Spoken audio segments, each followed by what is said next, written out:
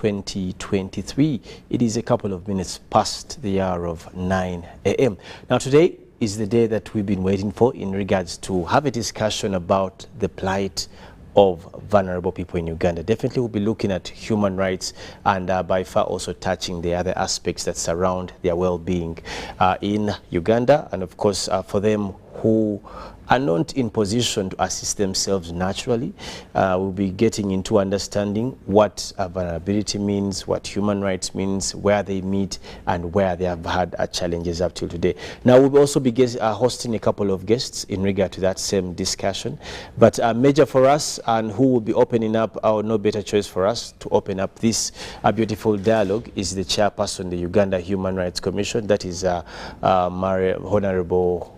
Of course, honorable for us, we use it in the sense of people who take plight in service. So we'll be looking at Madam Wangadia Mariam, who will be giving us an open remark live there on Zoom. Good morning, Madam.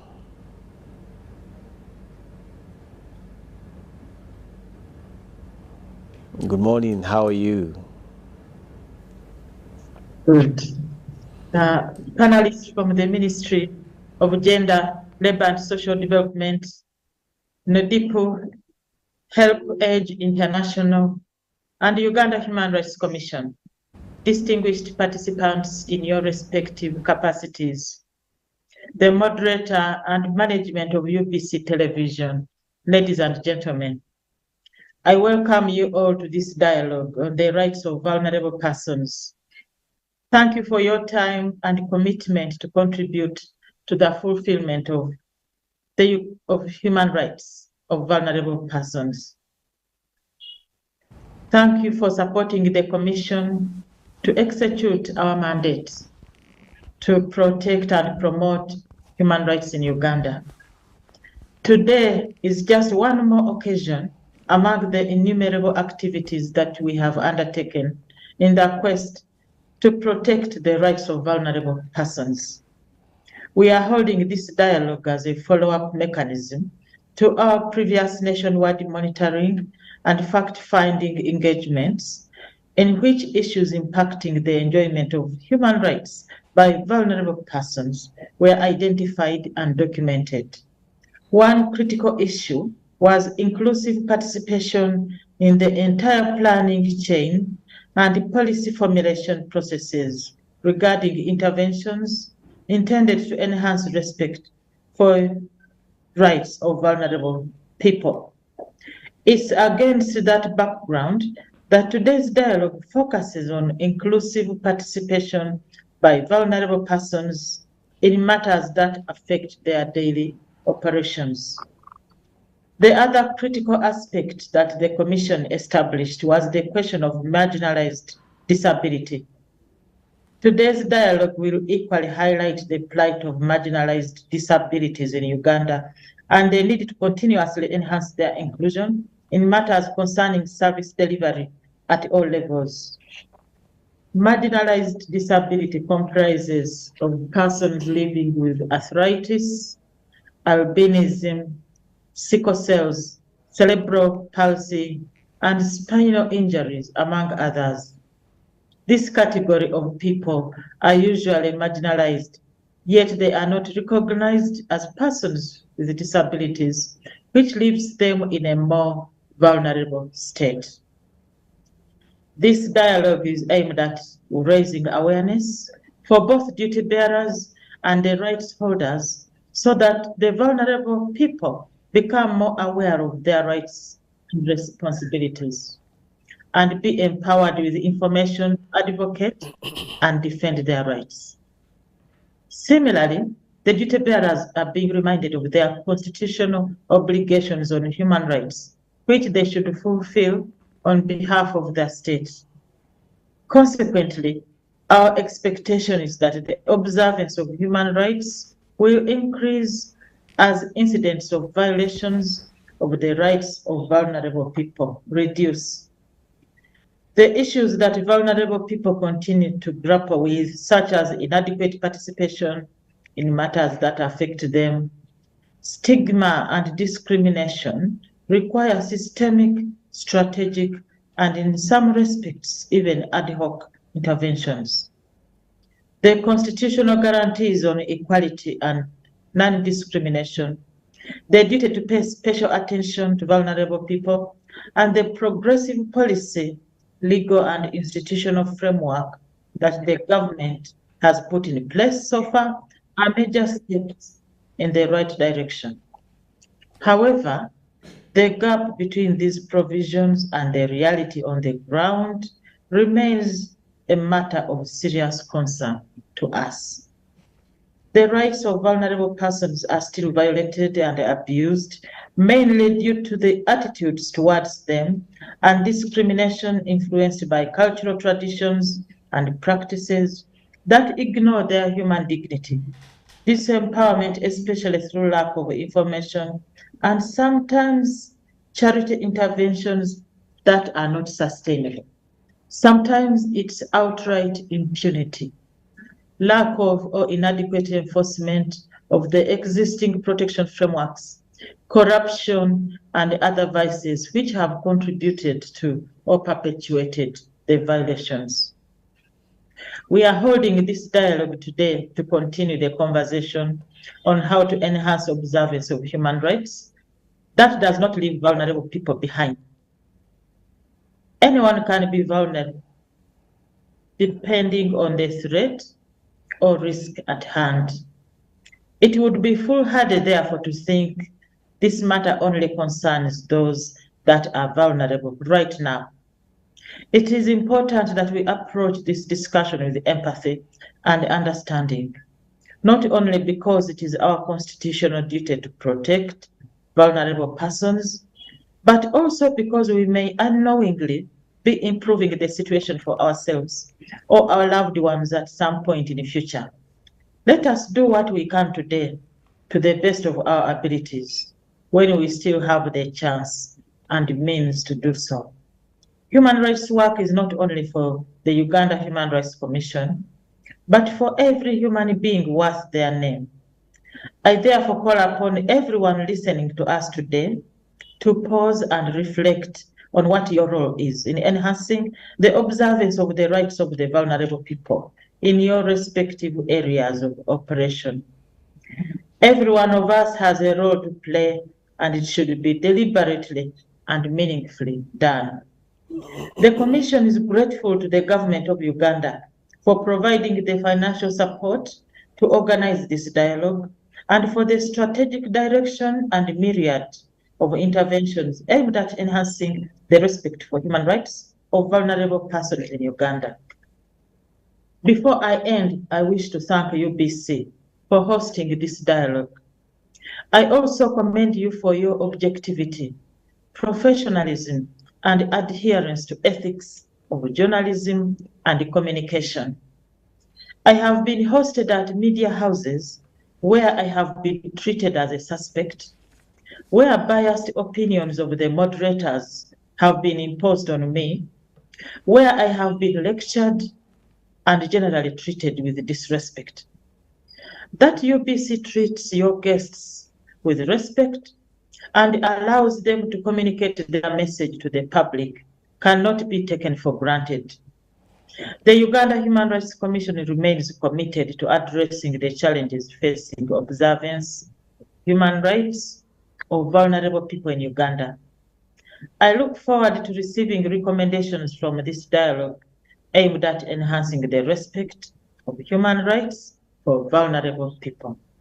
I wish you a fruitful dialogue, which I declare open for God and my country.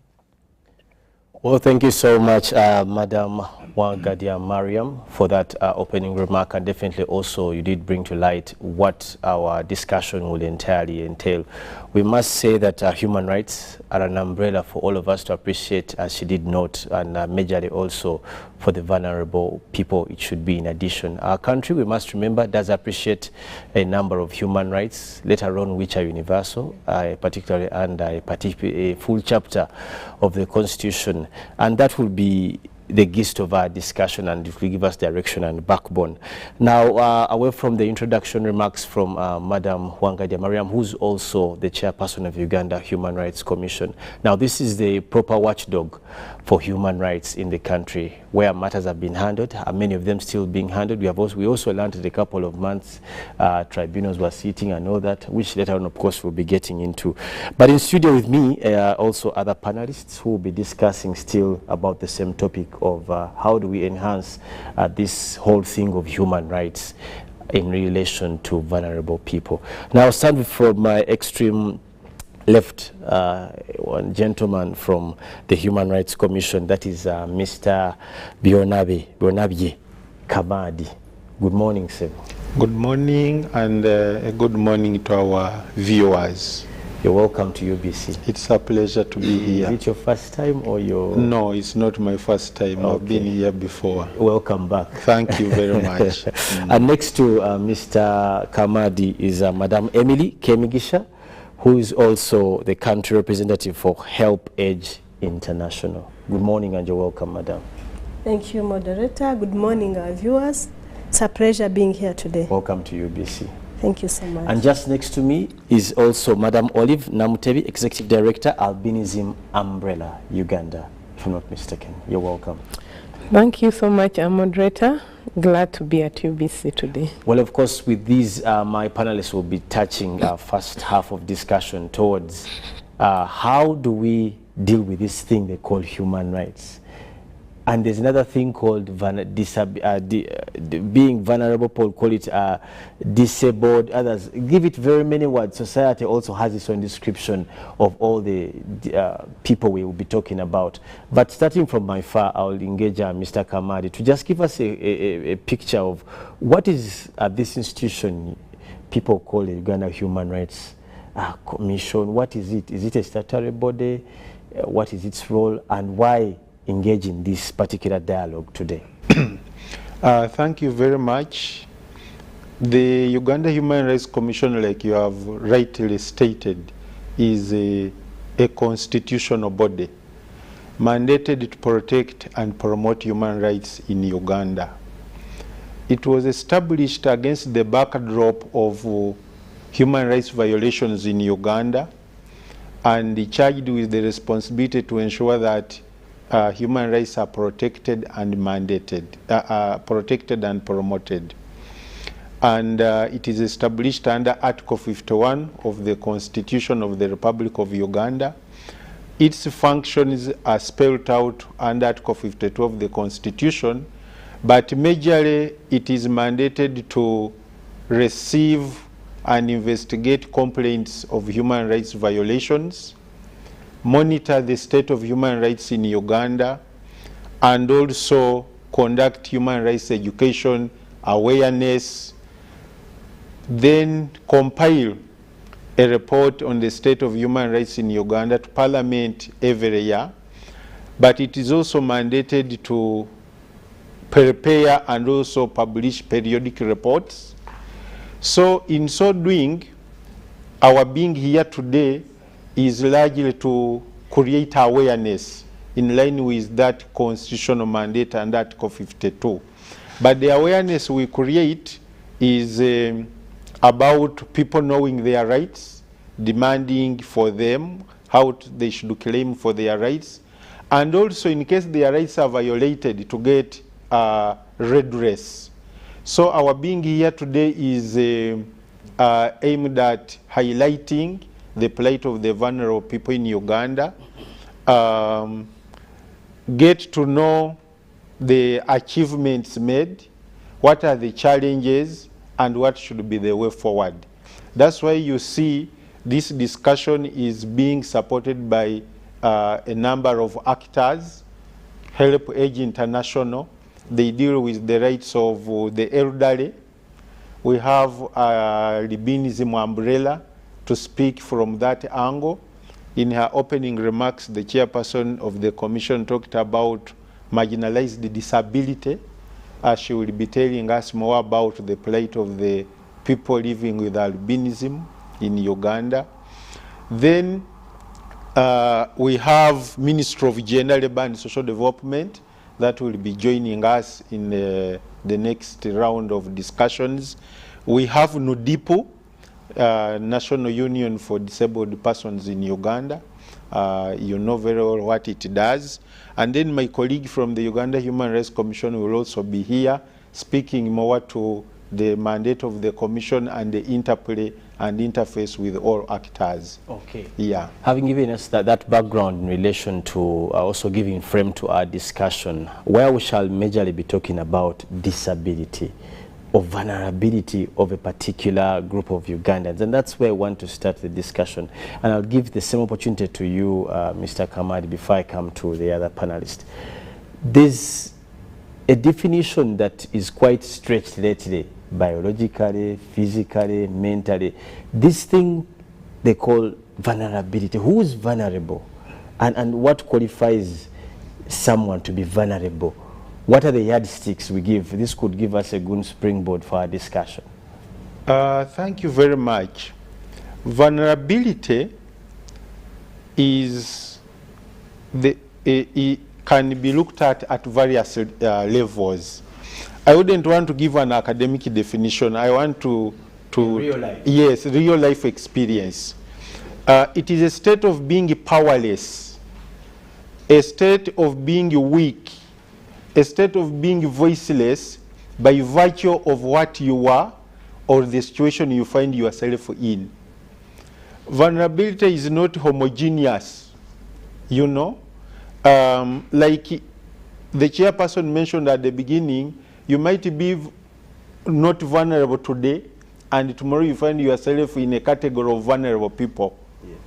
Therefore, when we talk about vulnerability, we are looking at people who are in a situation who beyond their control cannot easily fend for themselves, and therefore they are powerless, they are voiceless, they are marginalized, therefore they need special attention. And that's why government comes up with the affirmative action in respect of bringing on board certain categories. It might be good to highlight the categories of vulnerability we consider. For instance, children, they are considered to be a vulnerable category of people because, you know, children are voiceless.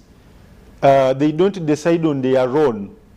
The other day I was reading about a child in a certain nursing school.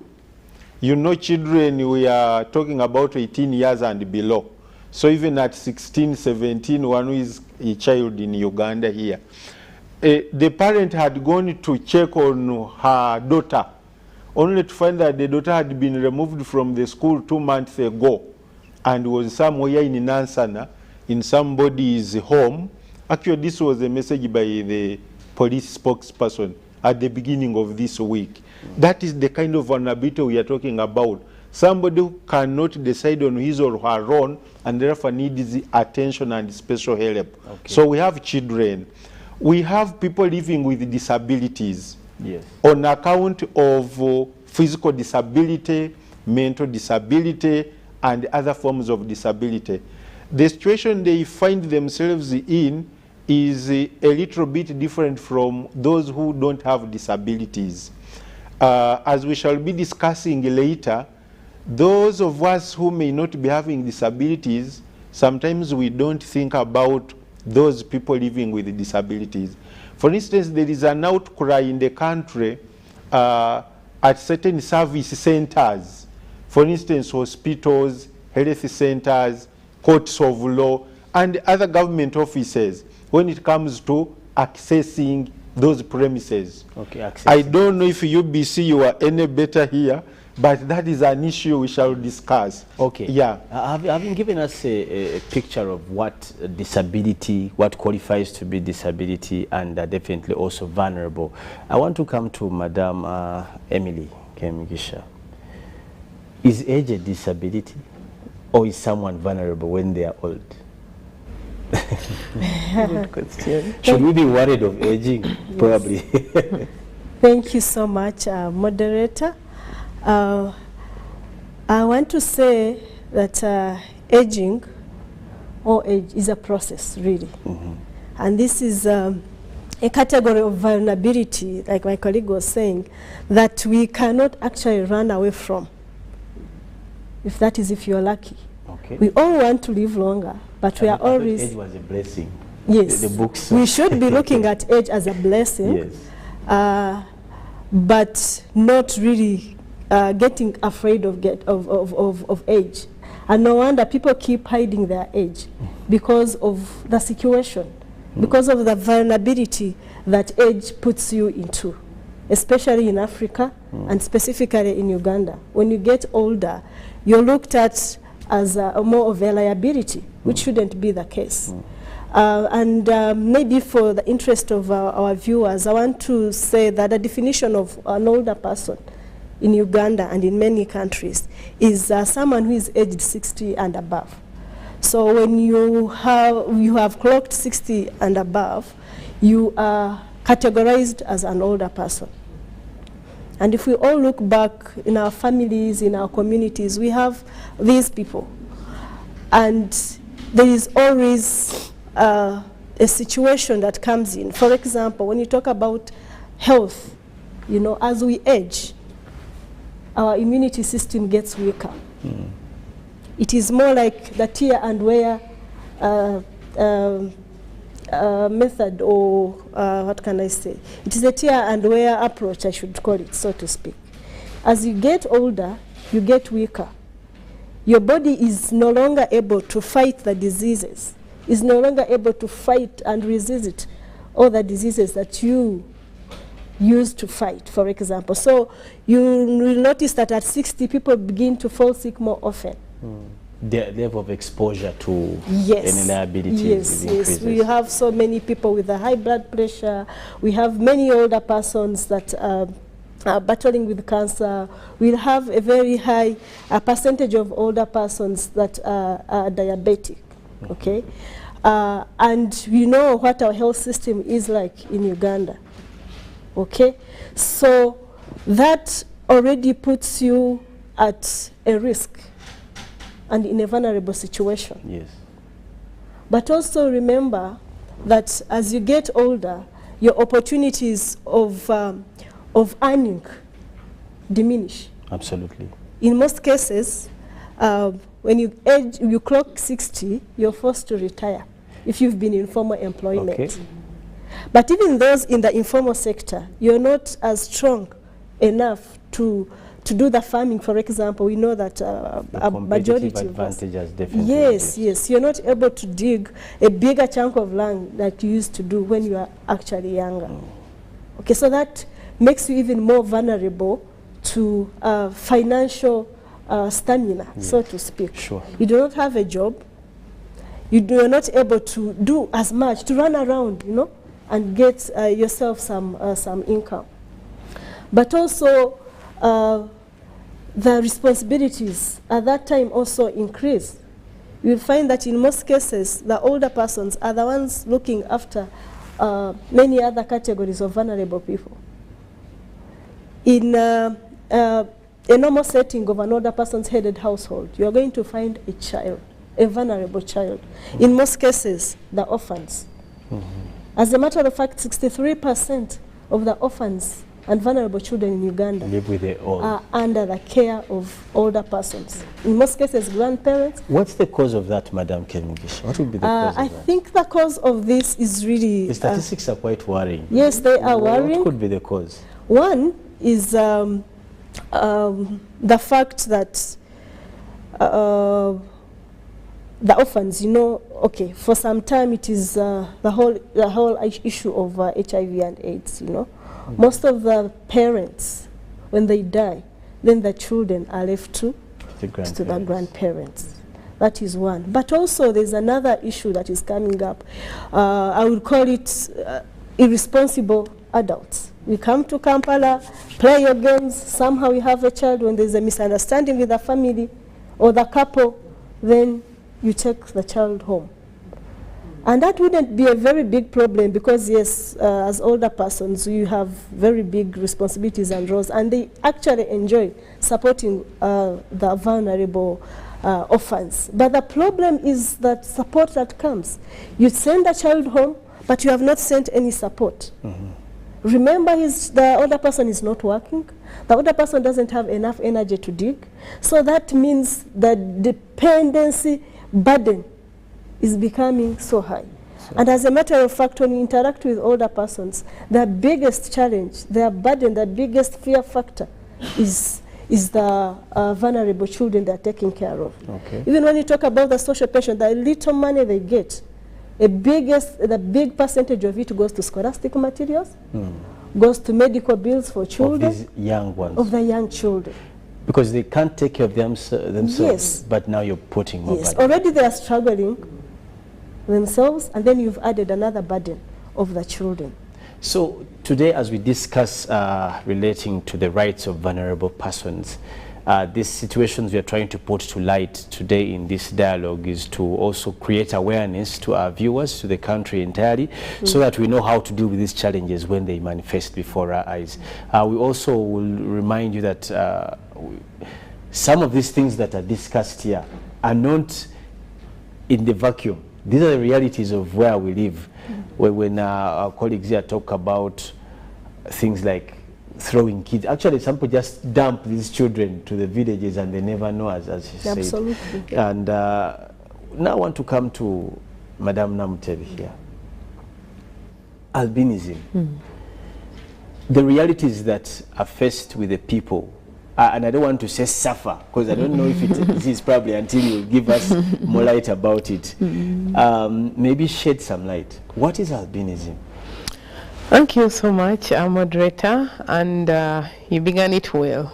There is a lot of misconception on the issue of albinism, and I'll attempt to define it. Yes, it is a rare condition that we all know. It is genetic. So you have to get it from both parents. Both must be carriers of this gene, of the albinism gene. It's unfortunate when I start to listen in the issues of older persons and how they are dumped at the grandparents. For us, it's your own parents who dump you because you look different. Yes. And so I would actually want to appreciate the government of Uganda when they passed the Person with Disability Act 2020, yes. They included albinism. Okay. And again, like you put it at the beginning, vulnerability, disability seem to be, hyped. The language also keeps changing. Oh, yes. Today we are not saying persons living with disabilities. It's like you live with somebody in the house. No. A person will recognize the human right of this person, then with whatever condition it is. Carry, yes. So it is persons with albinism, persons with disabilities. So of course the language keeps changing, but that brings the dignity, the human dignity of this person. So looking at the constituency that I represent, many of us have been raised by single parents. If you are lucky, or precisely grandparents, aunties, and I appreciate the fathers who have been in the lives of persons with albinism, but majority of them, including my own, rest in peace, that for them they felt, since I didn't carry this child, no one can tell. DNA is here today, but some of us in the days, I don't know even how many Ugandans averagely can access the services of DNA. So quite often, the fathers take off and they deny responsibility of having fathered children with albinism. So this condition comes with two major health challenges. Because I lack the black pigment that protects any other Ugandan from the sun, my skin is very delicate and it is grossly affected by the sun exposure. The sun has UV rays, which are highest between midday and 3 p.m. And when we are really exposed to those very high UV rays, our skins burn and they get bruises. When this is not treated, it results in skin cancer. And it is very unfortunate that 80% of persons with albinism succumb to skin cancer. Which is very preventable, very preventable. If we had we would maybe dress like what Muslims are today, like everything, head to toe, and To just reduce live on out, the to reduce direct effect of exactly, the- to reduce on the exposure. But quite often, many of us or many of our parents didn't even know what to do. I should use my example. Of course, as a mother, I was raised by my mom, needless to say. She would know or she would hear lots of stigma when a child with albinism is born, right from the health center. And it's so unfortunate that the medics who we think know some science and biology, they are the first to run when a child with albinism is born. How we pray that the medical professionals, the nurses, the health workers, for those who have the chance to go to these health workers to have their children, if this child is born, be kind enough to tell this mother their children just have the condition of albinism, protect them from the sun, tell them they're normal children, you know, because you imagine whoever is a mother there watching and the expectation 9 months, here you are, you have a different child. So the mixture of, you know, pain and gratitude, you know, the relief that you have brought birth, you've given birth to life, yet it comes with so much, you know. So we really call upon the health professionals to be the first line of defense for children with albinism. Because we've had cases where fathers know and they leave the mothers in hospital. You and I know how many mothers go to these health centers. So there are those who even just go to traditional birth attendants. There is a lot around that. But we come to you, viewer, as a listener, whoever it is, that you have a responsibility. One, to know that albinism is not a curse. People with albinism don't bring wealth. There are so many myths and misconceptions about albinism. But this comes from ignorance. To bring wealth in which way? Of course, if I married a sacrifices. person who's, No. oh, It's very unfortunate that they think our body parts mixed in different concoctions. And then, yeah, we thank God for the wow. liberty to worship and all this. So all these beliefs have come up. And then they think that my hair, my anything about me can bring wealth. Someone joked in some of the promises that if you were to bring wealth, what a contradiction, because many of you are very poor. And you understand? Sadly. Sadly, many of us are so poor. Well, when you talked about bringing wealth, my mind went to marriage. So the next thing I was going to recommend people to look for. For persons with albinism, incidentally, no. And there is also another very sad myth about being a woman has its vulnerability. Oh, yes. Having albinism has its vulnerability. vulnerability. Now, there is a sad myth that when you have canon knowledge of a person with albinism or you marry them, then you get cured of HIV/AIDS. I used to think Ugandans now know about HIV/AIDS. Fortunately, majority do, but this is a very sad story. And some of our people, because they are economically very vulnerable, Yes. they have been given money to test out this myth, because they do not have this knowledge. So awareness is key, information is key. Please know the truth and share it. Persons with albinism are normal. It's the other anatomy and everything is the same as you. The difference is skin color. Skin color, and does not in any way negate any other ability that a person with albinism does. Just protect me from the sun. My sight is bad. Even when I have these contact lenses, You struggle to I collect still a struggle good view. because it cannot be rectified. Even if I had so many surgeries, science hasn't come to say that involuntary movement that causes me not to see clearly or far can be corrected. Okay. So that cannot be corrected. And whoever has a child with albinism and viewing today, we are partners with Mengo Hospital, the biggest eye department we have in the country. Please go for an annual checkup. Awesome. In this work, I have been here for, I think in the disability movement, for around 15 years. I used to think that when we are young, the sight is fairly good. Until we went with Mengo in one of the field visits. There were 3-year-olds who were close to blindness. Oh dear. because they have albinism, and it varies. I may be able to see 2 meters, another may see 5, just like every other person has a different ability. Challenge. So albinism goes too much into, please create awareness as a parent. I don't know how many couples test for albinism before they get married. It's important? It is. It would be important to know that the Sarah, Evelyn, whoever you're going to marry, perhaps there is a 25% chance for you to have a child with albinism. Please check in your generation, 2, 3, 4, 5 generations back. Wow. Are you sure there isn't any gene? Because it is a recessive gene. Recessive meaning it can take 2 generations to come. And it reoccurs. And it reoccurs. In my case, my mom tried 3 generations and there was none. Wow. Today, I know they have albinism. So both ends, my mother's side, my father's side, they are people with albinism. But I was a shock to them. Well, clearly, digging into this whole discussion about we're trying to relate human rights and this vulnerability, and clearly now what we did hear from Madam Namutebi does directly speak into what Mr. Kamadi said in his opening remarks when he also told us about this could manifest in different ways as long as someone is not able to participate generally or naturally in activities like Madam Namutebi has just also broken it down to tell us more about issues of the skin complexion and sight. I want to go back to Ndugu Kamadi. Human Rights Commission has a greater mandate that is constitutional, as you did say.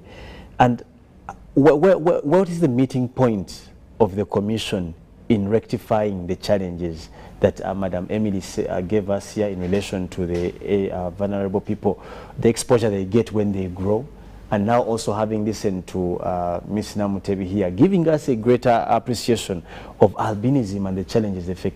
What is the meeting point? What is the greater role of the Commission in addressing some of the challenges people with vulnerable situations or disabilities face? I should start with the UBC as a meeting point.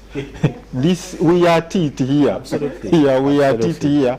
And on a serious note is about awareness. Indeed. I could see you nodding as she was submitting. I was learning. All of us are learning. So awareness is very, very important. But most importantly, the dignity of a person with albinism, the dignity of an elderly person who is 75 years, the dignity of a child, the dignity of a person with a disability.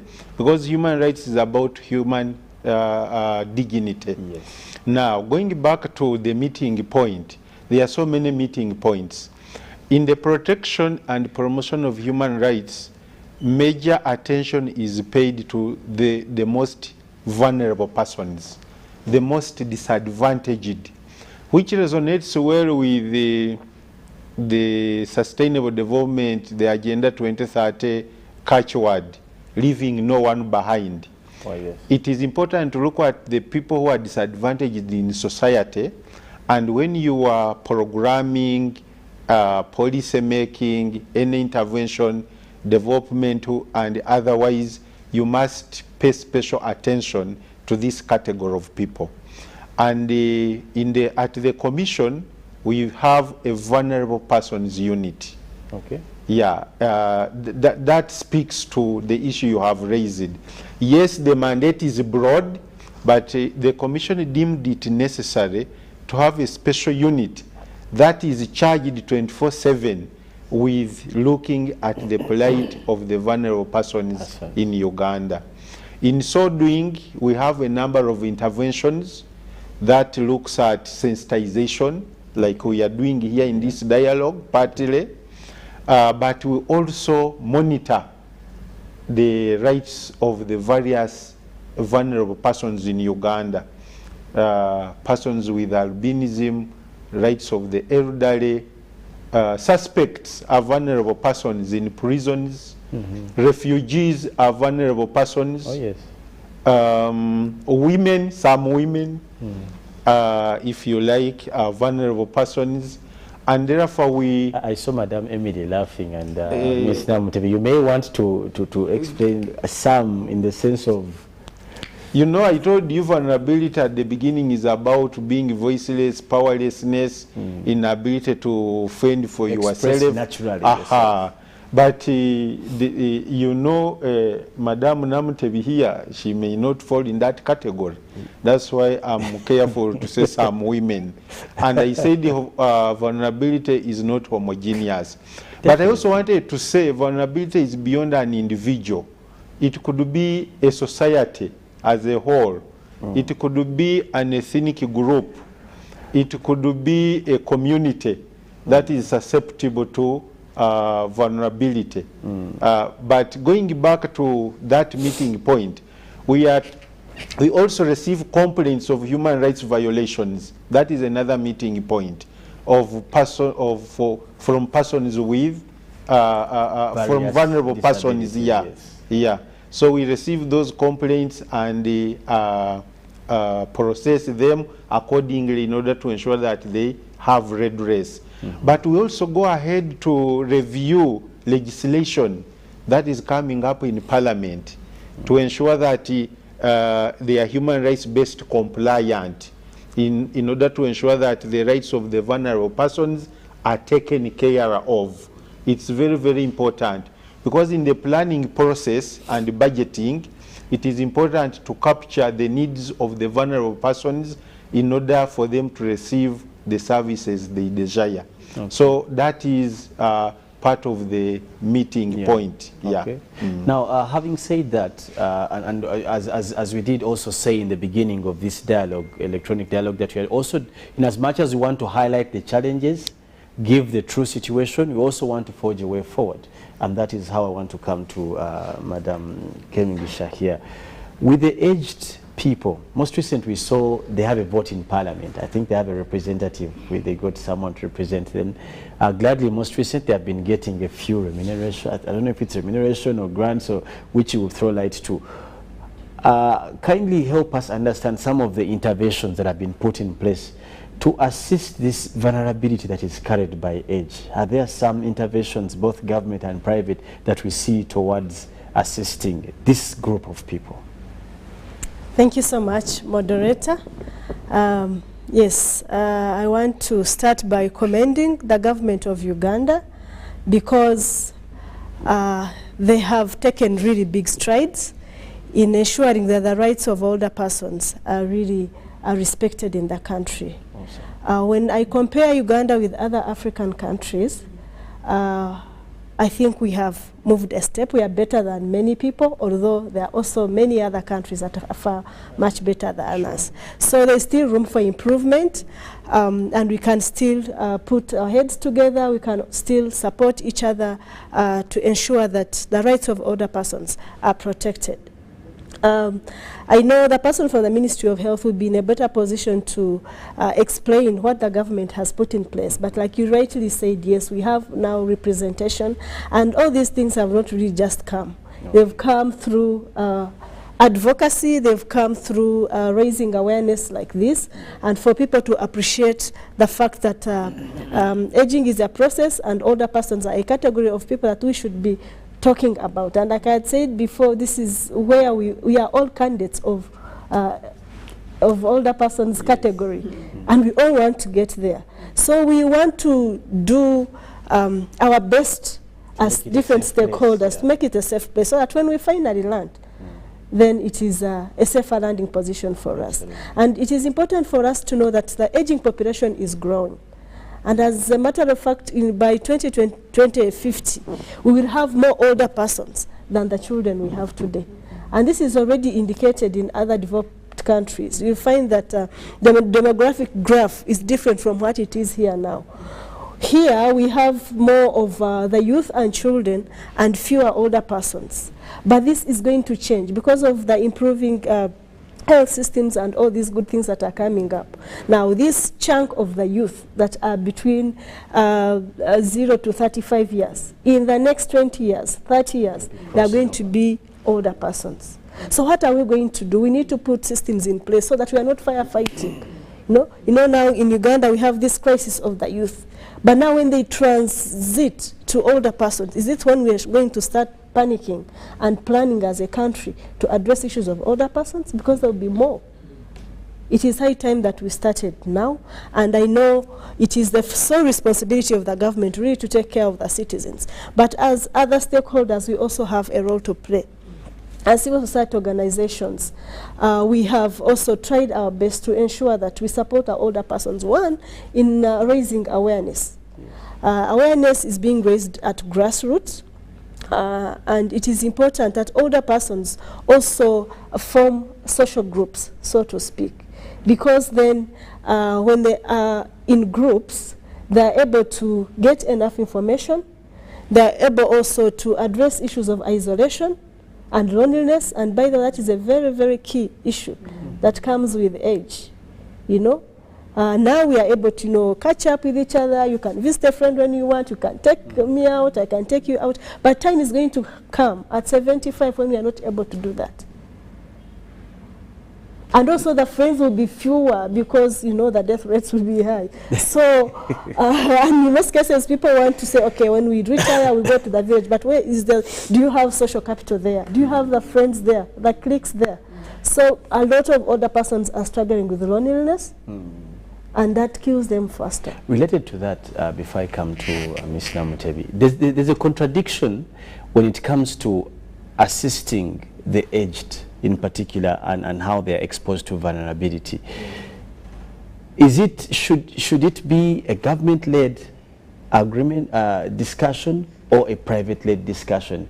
Because many people have alluded to assertions like, you've given birth to children, you know, you've created family, and then family throws you back. And this is, you've seen this in the Western world. Yes. For them, they just take you to homes. Yes. You've seen this kind of things. Now, at that point, there's a contradiction. What's government's role vis-a-vis the private role of family, society? Probably at this point, we also want to bring in the discussion aspects like religion, culture. Like, what's the role of various players in relation to age, and how the exposure that comes with aging? Yeah, thank you so much. I think that is a very good question, and a point of view that we should all be having as we create this awareness. Each stakeholder really has a role to play. An older person themselves has a role to play. It starts with them. It starts with them. Okay. It starts with us. You know, I want actually to associate with myself with the older persons. Because, by the way, you need to notice that we are now older than when we came in. Absolutely. When we came into this studio, we were some minutes younger. Hey. We are now older. We are getting there. Now you're threatening us. Yes, yes, we need to get threatened. This is a good threat. Every other minute that passes, we are getting closer to older persons category. Okay. So we need to be aware and treat the older persons the way we would want to be treated when we get there. And we are surely getting there, and we are all praying to get there. So we have a responsibility. We will have a responsibility as older persons. One is to know their rights, but also to be able to claim them. Oh, yes. For example, I'll talk about the issue of land. You know, most older persons have land, you know, but there's this tendency of the children wanting to grab the land and feeling like, okay, if my father has land, that is my land. That is not right. People want to inherit even before they want. Before Someone demises. yes. I think viewers need to understand that, Yes. you know, once someone has land, whether they are old or not, whether you have children or not, as long as they are already above 18, that is your land, and you have the right to decide on how to use it. If you want to sell it and enjoy your life and meet your medical bills, let it be. But we have this challenge where adult children want to actually even kill the older man. An African like problem? you die and then you share. Yes, problem. it's getting to a cultural problem, and cultural institutions have to come in here and support And address to that, create yes. awareness. Oh, You know, someone has to live in dignity. I worked and toiled for this land. Yeah. Let me enjoy it in dignity. You're also an independent individual, and you need to also fend for yourself. That is one. But also the government has a big role to play in terms of policy frameworks and ensuring that we have the policy in place, the policy which is also implemented. You know, in Uganda, we're very good at formulating laws, but the implementation is the challenge. The challenge. Okay, how do we ensure that older persons are protected? For example, when you are a parent and you don't take responsibility of your child, there is a law that catches with you. You're penalized for not being responsible enough to take care of the children. The child. How come we do not have the reverse of it? A reversal of it. The child not taking care of the parents, 2 parents raise 10 children, but it's very ashamed that 10 children cannot take care of the 2, and the law is silent about that. So I think as a government we need you will need a law to be enacted to ensure that we have our older parents respected, because they invested a lot in us. They do, indeed they do. And it's not about, I know sometimes, you know, we're also equally struggling, but you notice that people are giving support to other people, friends, and they've left their parents to suffer. And in most cases, you expect them to call you and say, okay, send me some money, and that depletes their dignity. Absolutely. No one wants to be begging for money all the time. And I want to challenge the listeners now. Many people will say, okay, so-and-so has rich sons, and then we assume that they have money. But how many of us periodically send money to our parents without being asked? I don't think even it takes being rich. It takes understanding the need that age exposes to them. Yes. Okay, that is quite a lovely, lovely woman. Can I add something small? Please. It's an interesting discussion talking about the rights of the elderly, but you also raised an important point that we are a few minutes older than we came in here. It was quite a scary. Yeah, it's real. And it is even more worse because I was born on this day at 6 a.m. Oh my God. So, implying now I'm an elderly person. You should Happy birthday. By a full year. But the point I wanted to make is before we become old, we are young. So the message to the youth in this country should be to work for that period, as opposed to waiting to become old and then you begin demanding from your children. And this I would like it to be understood very well. What did you do in your youthful stage, you as an individual? I have somebody who told me we are poor because of our parents. And I'm saying this generally, because if you can see, if the family is wealthy, there is a likelihood that that wealth will be sustained. So everybody should be working for his children who are not yet born, for his grandchildren who are not yet born, so that the family name keeps moving.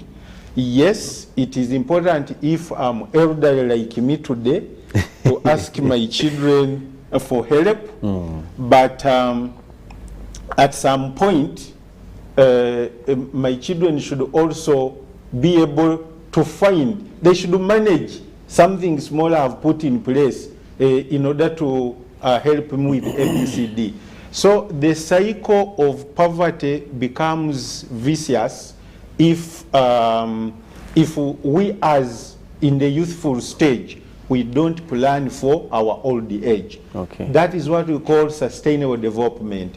Plan for now and the future generation. It would be good for my grandchild to find a plot of land already available.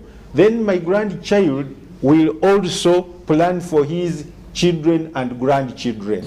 Well, I like the fact that you brought that up in that angle, and some of us who read the Bible, there's somewhere in Ecclesiastes where they talk about enjoy your youthful time, live a good life, but do not forget that you're aging. And in Uganda we have a saying,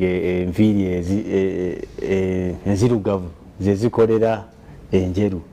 I think that resonates with what Ndogo Kamadi is saying. But coming to you, Ms. Namutebi, and as you try to wipe up this first section of discussion relating it to human rights and disability, we would want majorly in relation to albinism to understand what can be done to make the situation better.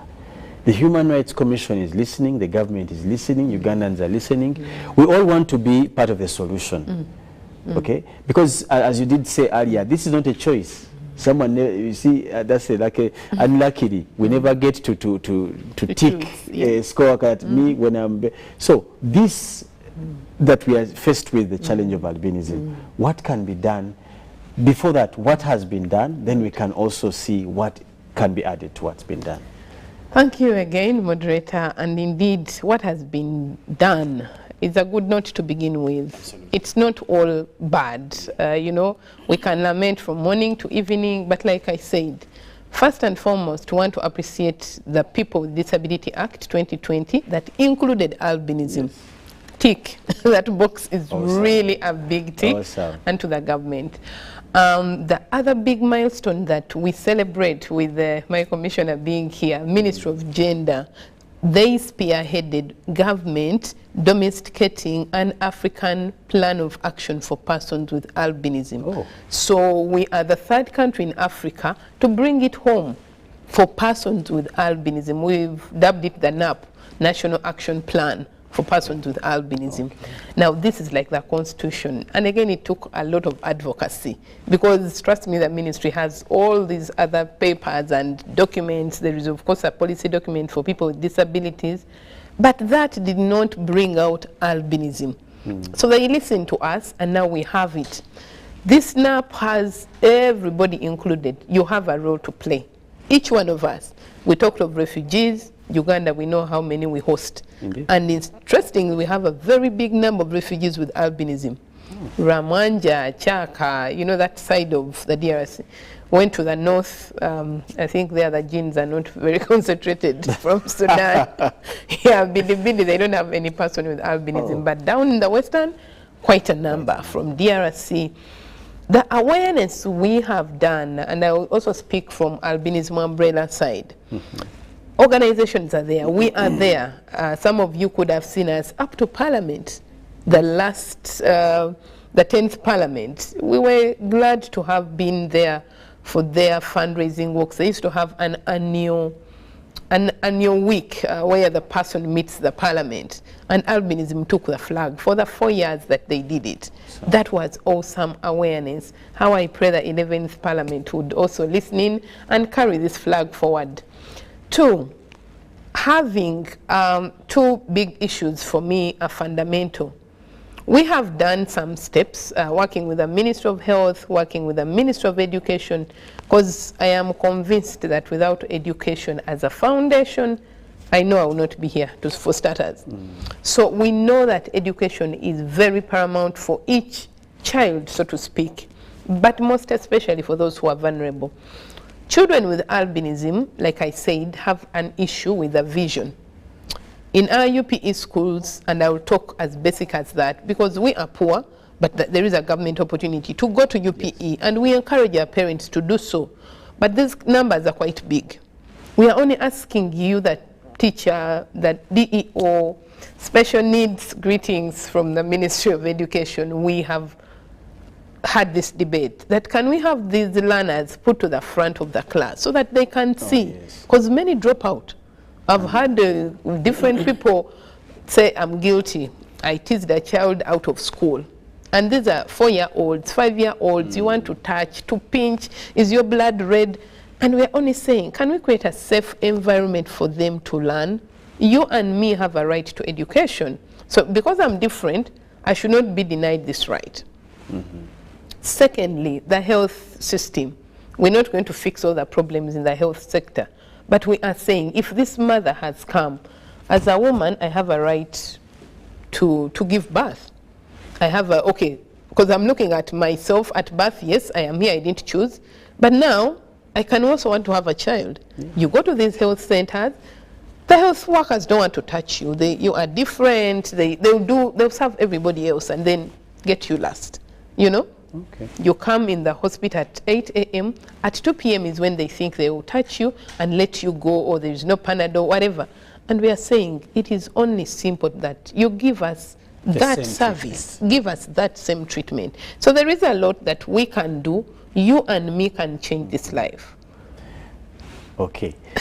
Clearly, there's a lot that leaves to be desired, and when we have discussions like this, we try to bring to light some of the challenges, later on the plight of people who live with various disabilities. I'll give a minute to all of us as we conclude, as we also will have another group of panelists coming to discuss the same discussion, probably from a different angle. Have colleagues from the Ministry of Gender, Nodipu, but just lastly, I'll start with Ndugu Kamadi. In relation to Human Rights Commission, what are your last remarks relating to vulnerable persons? One is to understand that we are all born equal in dignity and rights. And therefore, we should treat everybody with respect. We should not stigmatize anybody on account of vulnerability.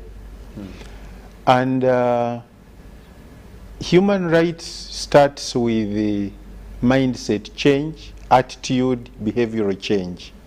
We have parents with children, for instance, with disabilities, with albinism, and all sorts of other impairments. I like the way she put it. Apart from the skin color, every other aspect is like you and me. Therefore, they should be accorded all the rights every other person appreciates. Therefore, that is very, very important.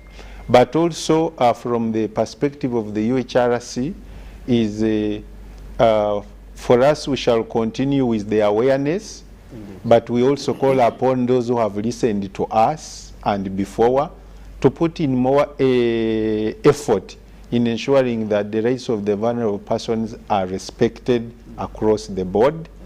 And those vulnerable people whose rights are being violated, they should come to the Commission for help, because we are there as one of the redress mechanisms in order to help them achieve and realize their rights. Okay, yeah. Emily Kemugisha, your last remark relating to our elderly and probably also what should be done or what shouldn't be done. Okay, thank you so much. First and foremost, and I'll repeat again, is to treat older persons the way we would want to be treated when we get old. Because we have different responsibilities at community level, at family level. Treat the older person in your family as the way you'd want to be treated. If you're a community leader, ensure that you enable older persons to access the services. If you're a health worker, please ensure that you change that attitude towards older persons. Feeling that they're dirty, you don't want to touch them, you want them to wait longer, and yet they don't have the energy. Put yourself in the shoes. I think that is the simple message we can have. And for the government, let's ensure that we have policies implemented, not just enacted, but implemented. We have the AU Protocol on Rights of Older Persons. I request that we have this ratified to ensure that the rights of older persons in the country are upheld. And also for the civil society organizations, thank you so much for the good work we are doing. Let us continue to share the good practices and support also the government to ensure that these good practices we are doing, the services we are providing, can be replicated by other service providers. Okay. Now lastly, I'll have Ms. Olive Namutebi also to give us a remark closing in relation to plight of our sisters and brothers, mothers, and also children who have albinism. Maybe also a message of encouragement for them. Many of them have also lost self-esteem because of what's done to them. Some of, I can imagine someone pinching the other, trying to see if they have blood. How would this person come back? So as you close, speak a word to the people with albinism and also to the communities. Thank you so much. And to our dear parents, those who have loved us, we thank you. Those who have not, there is still hope that this child could have dumped somewhere. Please get them and love them. They can be anything you want them to be. For fellow persons with albinism, believe in yourself.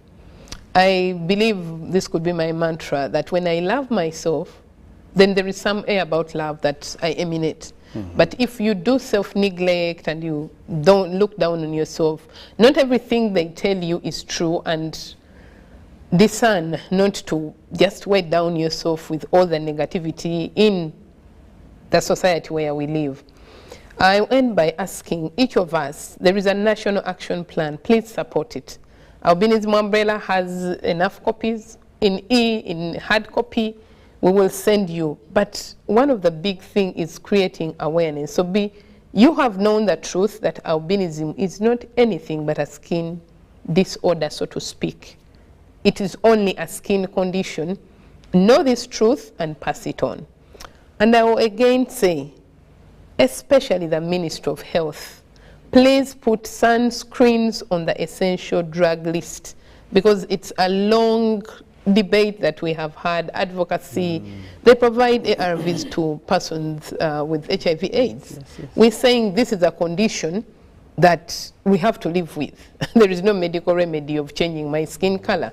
But the only mitigation I have, apart from putting on everything, like covering myself, is that screen that I put on my body so that I can be able to work like any other person. They're very expensive because they're for the white community. But we believe we can produce them here. We have so many scientists. But the government, to do this, the process is Ministry of Health needs to recognize it as a drug, to be put on that essential list so that the process is started. Finally, education. Let our DEOs inform their head teachers. We have lobbied to the fact that learners with albinism are given extra time. They are given large print for national exams, but the head teachers don't inform the UNEB. The examiners. So we are here, the Albinism Umbrella. This is a year where we're just starting. We have candidates get to us, or your head teachers should get to UNEB, that these learners are given an opportunity to excel, because I know they really do. Thank you. Wow, I was opportunity to have a doctor who was who had the same condition as growing up as a child. So I used to enjoy going to the doctor even when I wasn't sick. I would pretend, because I used to love his complexion. So every time you were talking about, for me it was a different picture. So I think for me the message is for the people out there to appreciate people with their indifferences. Oh, yeah. It's as simple as that. So we'll get to a break, and of course we'll be going on with the same discussion, still looking at this whole thing of vulnerable. Who is a vulnerable person and the exposures they come to, but also where do they, what can be done in relating to us implementing or appreciating their rights, let alone human in that nature. We'll take a break and we'll be having another set of panelists having a deeper discussion in the same subject matter. Good morning. Look out for the live broadcast of the e-dialogue on the rights of vulnerable persons on UBC TV this Thursday 30th March 2023 from 9 a.m. to 11 a.m. In line with its mandate, UHRC has organized an e-dialogue that will be broadcast live on UBC TV and streamed through various social media platforms, Facebook, Twitter, and YouTube. The dialogue is a follow-up of issues that have emerged from time to time during stakeholder engagements regarding the plight of vulnerable persons and some of the challenges that they experience. It is to empower the masses, especially the different categories of vulnerable persons, to be able to speak out and demand for their rights and be able to effectively participate in decision-making processes at all levels. Don't miss to be part of this dialogue.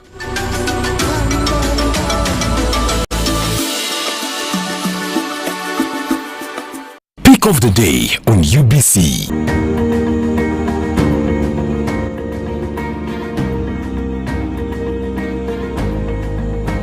Was brought to you by Gatawo with MTN Momo Advance. Momo Advance tops up your Momo to complete your transactions.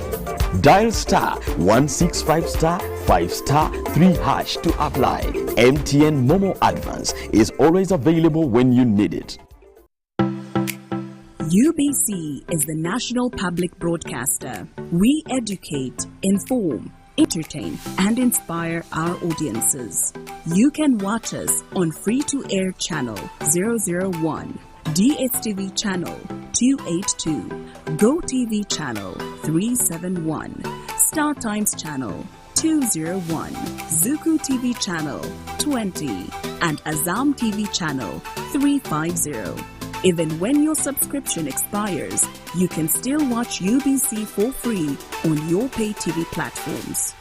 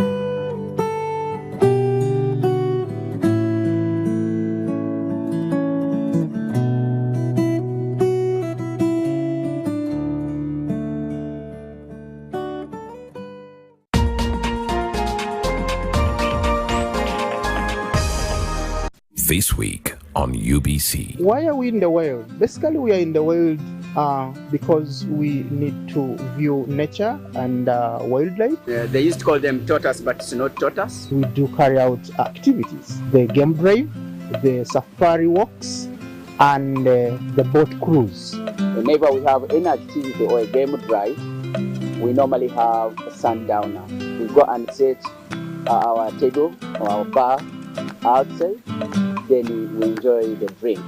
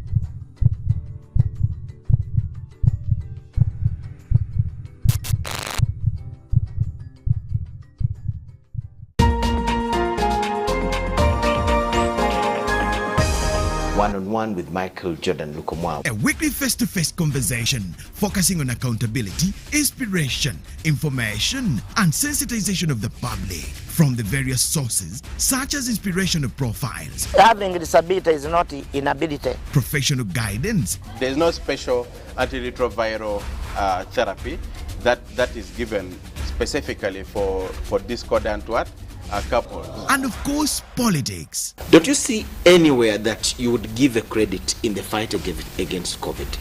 My role as the owner of the country is not to, be preoccupied by giving credit to my servant. We have said that if we are to talk to General Museveni, there must be certain conditions in place. Is it true that you paid 5 million shillings to MPs that voted for Anita Monga and Tayebo? That is laughable.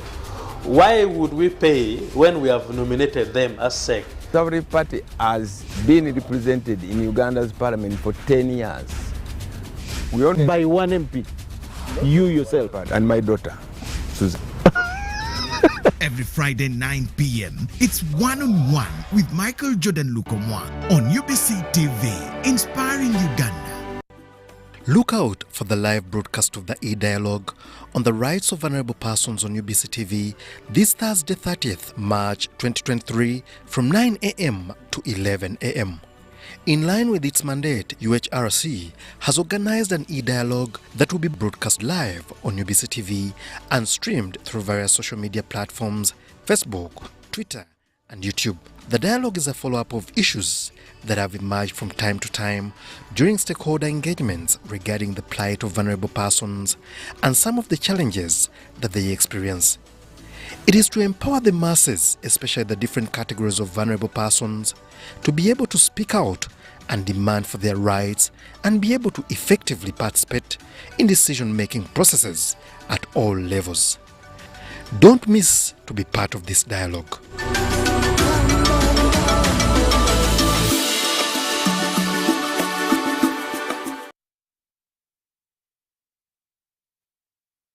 BC, but also being interested and also commenting on this discussion we're having today. Now, also to remind our viewers out there, for those who have just joined us, we are discussing matters of human rights and vulnerable persons in Uganda. You may also call them disabled persons. Now, earlier on, we did have a discussion into the aged people or persons. We also had a discussion into people who struggle with albinism, but also an angle from the Human Rights Commission of Uganda.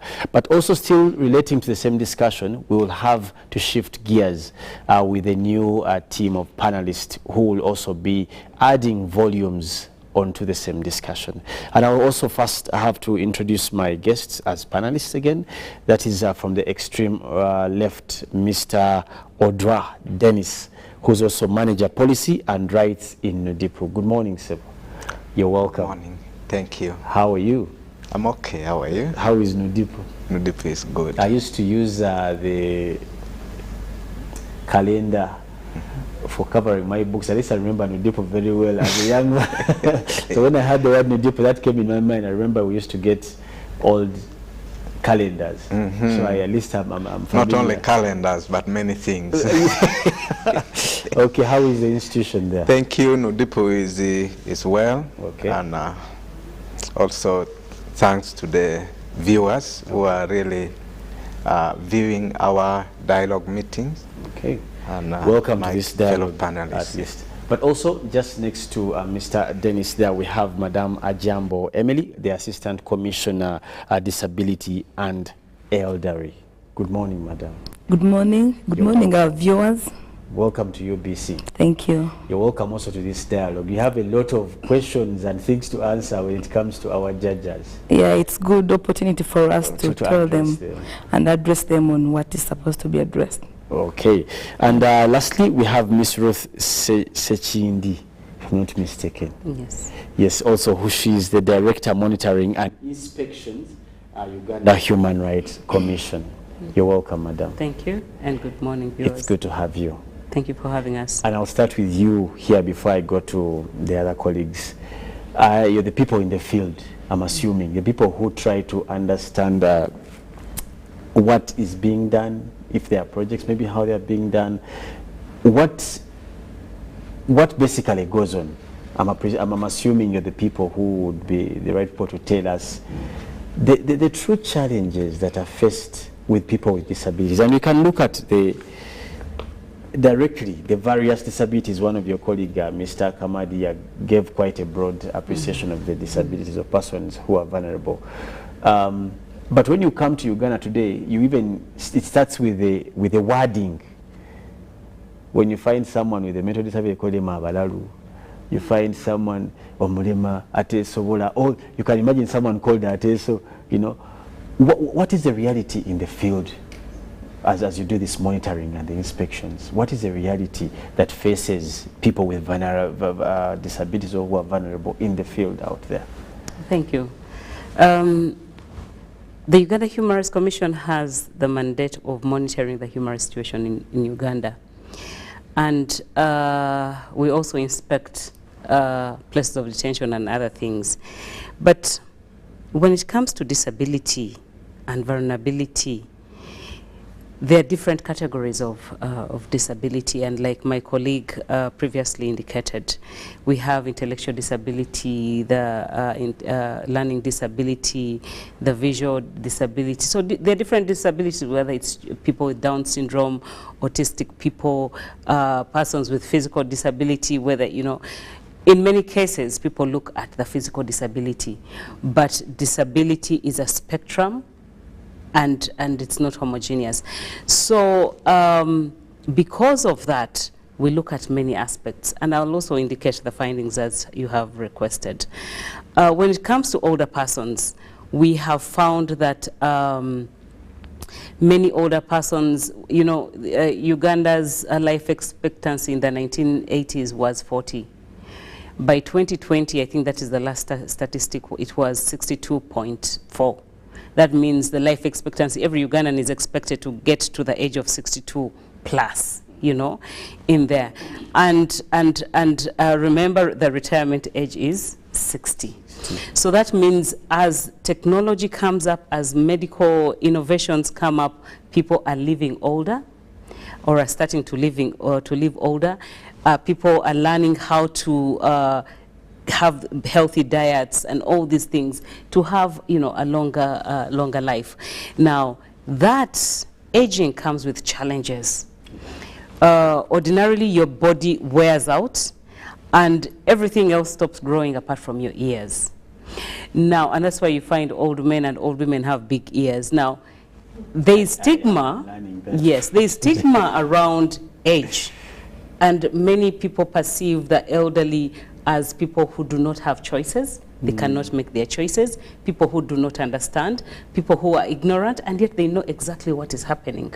We note that and we have written about this, we note that now child care has been diverted to the elderly, where people go to urban places or they give birth to children and they're very quick at sending them to their parents to take care of them. And yet these mothers and these fathers and grandparents are tired. They need more of sleep and a little exercise. So that means they have to work the soil, they have to go to the gardens to feed the children of their children who are energetic. We also know that there's a lot of manipulation, stealing of land, and they have nothing to say. We note that many of them are facing health challenges. They go to hospital because the joints are hurting, the bones are hurting, and what the doctors or nurses tell them, Jaja, you're not sick, but you're just old. Now, the medication for the elderly is very expensive to support them, and also the support, you know, sometimes they need sticks, they need to get, I don't know, these support, mobility support equipment, and all that, hearing gadgets, which are really, really expensive. So the healthcare for the elderly is also a challenge. We also note that when they are, for example, health in hospitals, or you come up with health strategies, majority of those do not address the old. So when there is an insurance, it is limited up to the age of 50. And yet you need that insurance at 60 and above. Yeah. You need it the most at that age. And we know that majority of Uganda's health insurance does not cover the elderly. We have also noted that when it comes to accessibility of buildings or even participating in political spaces, the elderly are ignored, they are disregarded, and they are not considered. When it comes to persons with disabilities, and I'm going to look at it as a whole because we do not have time, there are people who have disabilities and there are people in situation of vulnerability. Those two are different. You may be a person who you do not have a disability, but then you are a refugee, then that means you become a person in a situation of vulnerability. You may be a person and you have no issue, but then you are incarcerated, you're in prison. You are in a situation of vulnerability. So we address these issues differently. Now, for persons with disabilities, and I'm going to talk about intellectual, mental, and all that, and try to lump it up all together. They face a number of challenges. Many times, the strategies we have come up with do not take into consideration the differences in vulnerability. Now, we have laws, the PWD Act, and we're happy about that. We have ratified instruments that are relevant. However, the implementation of these laws is still lacking. Some persons with vulnerability, particularly those with mental disability, and those with severe physical disability, need a lot of support. However, that support, many times the parents, the guardians get tired. And so they're at the mercy of one person. And yet the state does not come in to help. Now, in developed countries, if you have a child with a disability, immediately you give birth, the state comes in. Unfortunately, we do not have that. And I'll go back to in the older persons briefly, because I forgot to mention something. Okay. There is the social assistance grant that government came up with, and we are very happy about that. Unfortunately, it is limited to the age of 60. And it's not yet covering the whole country. So we request that maybe, it is up to the age of 80. And so there are people of 70 who, especially in the rural areas, who are really, really struggling, and they need that 20,000 to be supported. So as a commission, we have said, can you reduce the age to the age, or increase the age to 60, so that we have another bigger part of people to benefit. Otherwise, that money, it may seem little, but it makes a big difference in the lives of the older persons. The other issue when it comes to persons with disabilities, and I will not repeat what my previous colleague stated, is the issue of land and the issue of making choices. Majority of them, if you are born and you have land, or your parents gave you land, you are not allowed to make decisions. They think you do not know. When it comes to education, we as a commission have been calling for inclusive education, because we note that the children have to come from childhood when they know that there are people who are different from us. Now, we have been having, or we have schools that are for persons with disabilities. Now, when we take our children in these schools, they have specialized teachers. That is good. However, the child who has never seen a person with disability will never appreciate the fact that there are people who are different, who have whether albinism or who have a hearing impairment, and how I can deal with them. But when we talk about inclusive education, we mean that bring all the children together, have specialized teachers, so that these young learners get to know that they are different people, and as they grow, they are more there's more acceptance towards persons with disabilities. The other is about health, and the fact that they continue to face challenges in accessing buildings. We still have buildings that don't have ramps. We have schools that don't take care of issues such as ramps or access.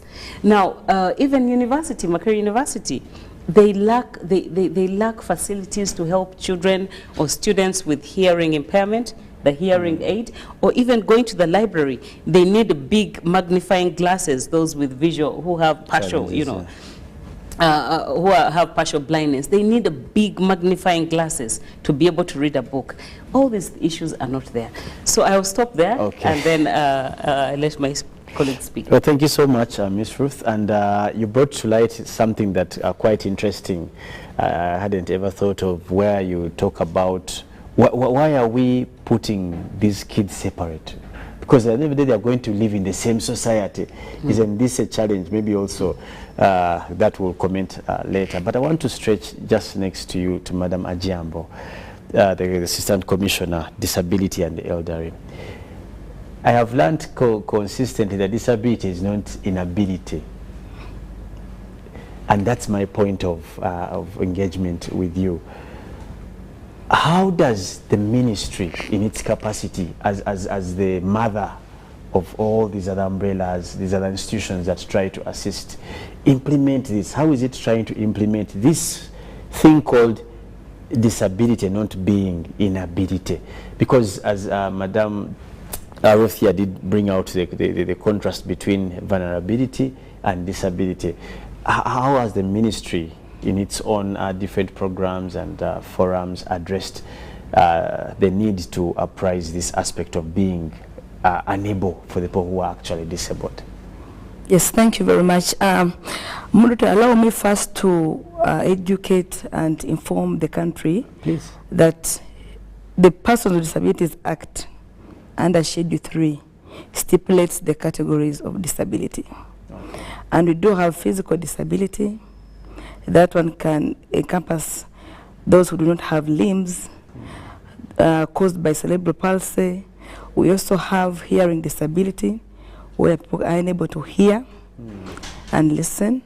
We have visual disability, those who are unable to see. We have another form of disability called deaf-blind. You're both deaf and blind. Then we also have mental disability. That covers all the cognitive disabilities, the psychiatric disabilities, Down syndrome, autism. We also have little people.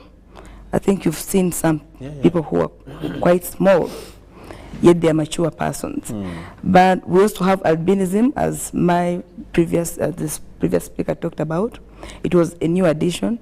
But then, because the disability is diverse, the last category is multiple. You can have any of these combined. Oh, yeah. So all these forms of disabilities are categorized under the Persons with Disabilities Act. So some other forms that come about are medical conditions. For instance, talk about sickle cell, it's a medical condition. They are not forms of disability. Because to define a person with a disability, you must have substantial limitation. Substantial functional limitation. For instance, if we are put on a race to begin running, a person with one limb won't be able to run at the same space with the person with two limbs. So the form of impairment must be substantial to warrant a person to be called a person with a disability.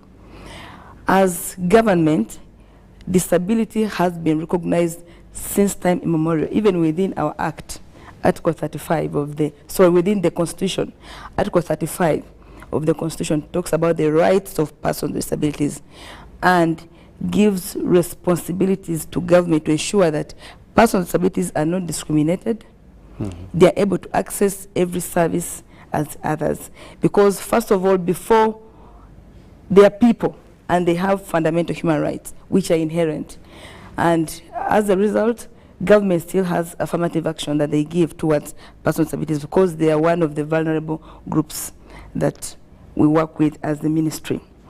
When I go to what we are doing for persons with disabilities, first of all, our ministry is mandated to ensure that we're able to harness the potentials of all vulnerable groups. Our ministry is known as the People's Ministry. We handle all vulnerable people, from the children. Actually, from inception, we have the ECD, the early childhood, from inception to the children, to the youth, to those who are adults, then again to older persons. So we're handling Ugandans from inception to death. So it's an all-round ministry that talks about all categories of vulnerable persons. But for now, since I'm focusing on disability, I've talked about the Constitution that provides for all the provision of the rights and programs and interventions that should improve the lives of persons with disabilities. We have the Persons with Disabilities Act, which is the newest, which has been aligned to the UN CRPD, UN Convention on the Rights of Persons with Disabilities. And this act, it's self-regulating. We're unable to make regulations because the act is clear enough and is self-regulating. So we've been encouraging stakeholders to utilize the provisions within the act to demand for their rights. But because we believe disability is not inability, as a ministry and as government, we've tried to ensure that there is inclusion in all aspects. Of course, there are challenges, but we are trying to ensure that there is inclusion. I'll go, maybe, allow me try to tackle some of the issues that my colleague talked about, because when we're doing inspections, there are things that came about that maybe we need to bring to light. She talked about implementation of the laws. As I've said, we do have the Constitution. We do have the Act, which is self-regulating. But the challenge is people maybe may not know what are these provisions. And as government, we have begun the process of trying to translate this law into other local languages, making it much more accessible. We even have a braille copy of the Persons with Disabilities Act, so people who have visual impairment can be able to read and access the contents of the Act. But we still acknowledge there are still challenges that we need to do to ensure that it's popular and people are able to understand. And understanding it in more accessible formats. By the way, we have also signed the whole Persons with Disabilities Act in sign language, so those who cannot be able to hear, those with hearing impairments, are able to read through all the signages of the Act. So we are going step by step to ensure that the Act is more accessible and people are able to understand it better. But also, we are having programs in place that are supporting persons with disabilities, especially the vulnerable groups. We understand that employment for persons with disabilities is a big, big challenge because, first of all, the negative attitudes that employers have toward disabilities and the general attitude toward disability. So as government, we look at having, in addition to the formal employment, if we can support people with disabilities to have self-employment, is one of the key areas that will help them improve their livelihoods. And we've put in place special programs, in addition to other programs, special programs that give support to persons with disabilities. One of our flagship programs is the National Special Grant for Persons with Disabilities.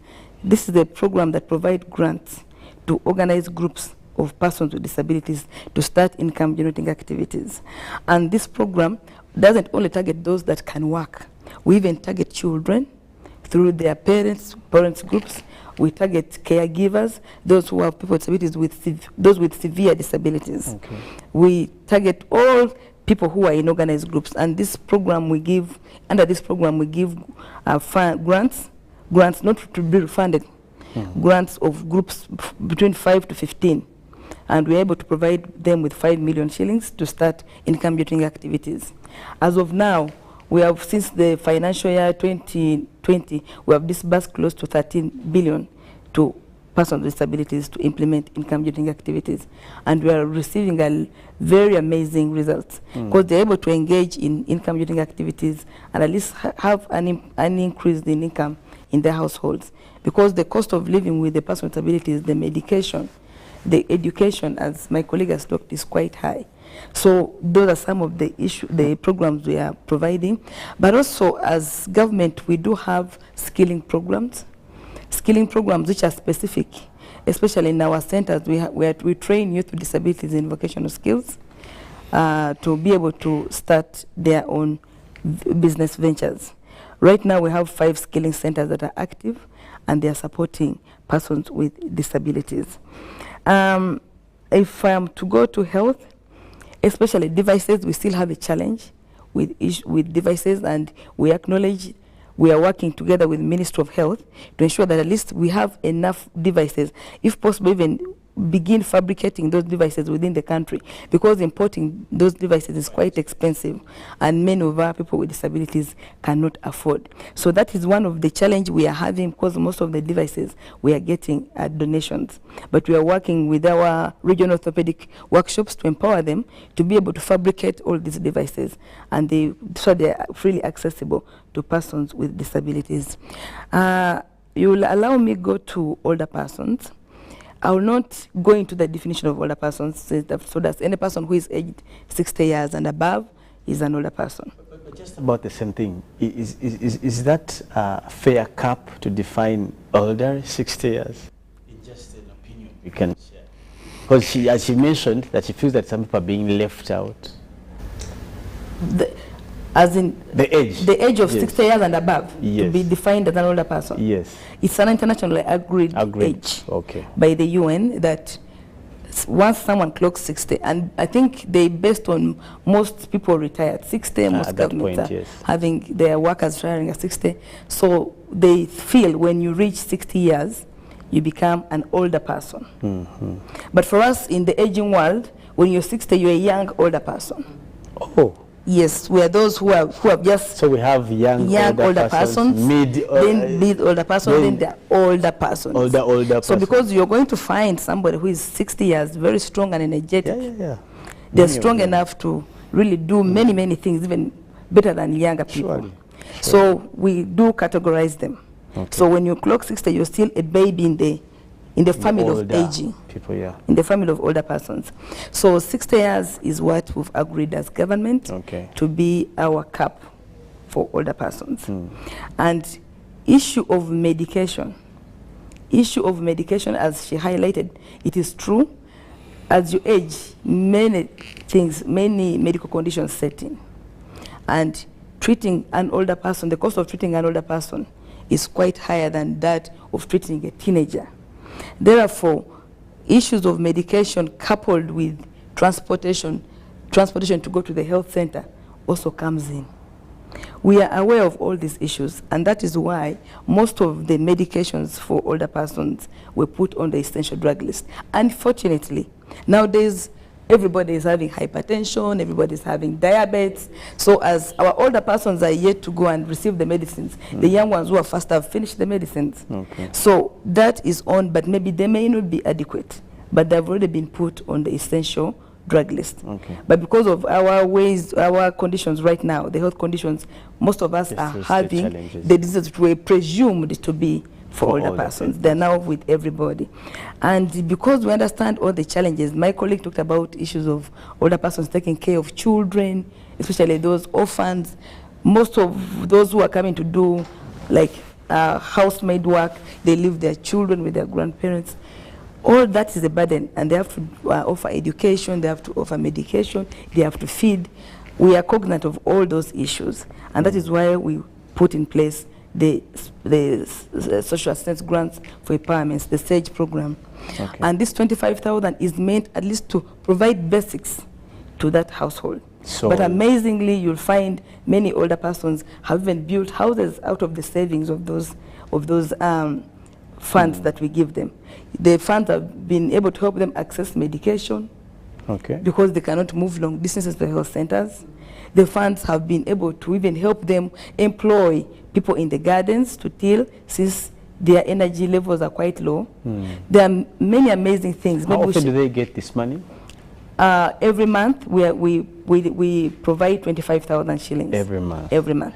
What's through which systems? How do they access this money? Right now, government is providing.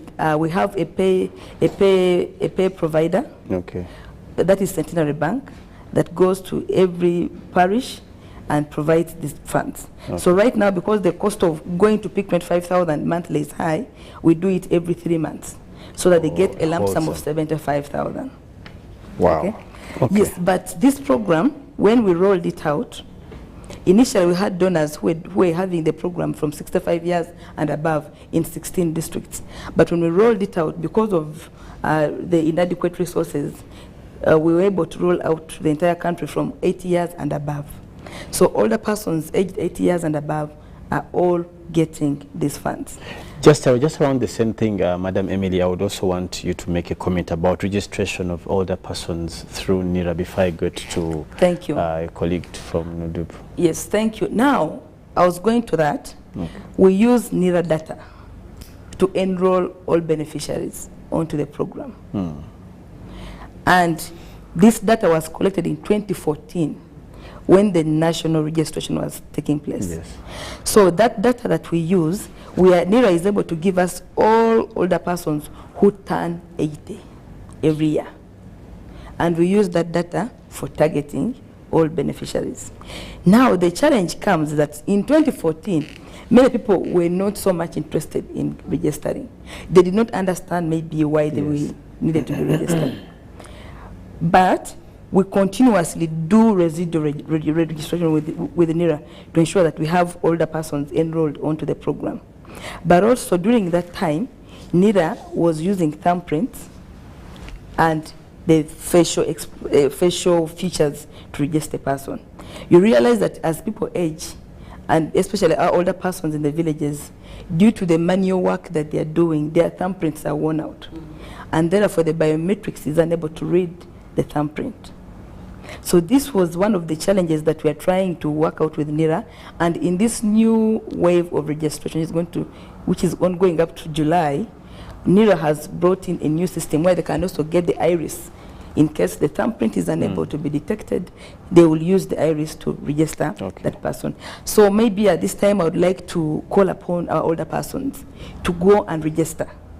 Or even their caretakers to take them and have them registered. Because it will be extremely impossible for them to receive the services without the NIN. Why are we using the NIN? There are many programs that are giving out support to older persons and even other vulnerable people. We want to avoid the double dipping. You're getting from this program, you're getting from this program, amidst limited resources. So we want to ensure that we have the identity of the person who is getting that service.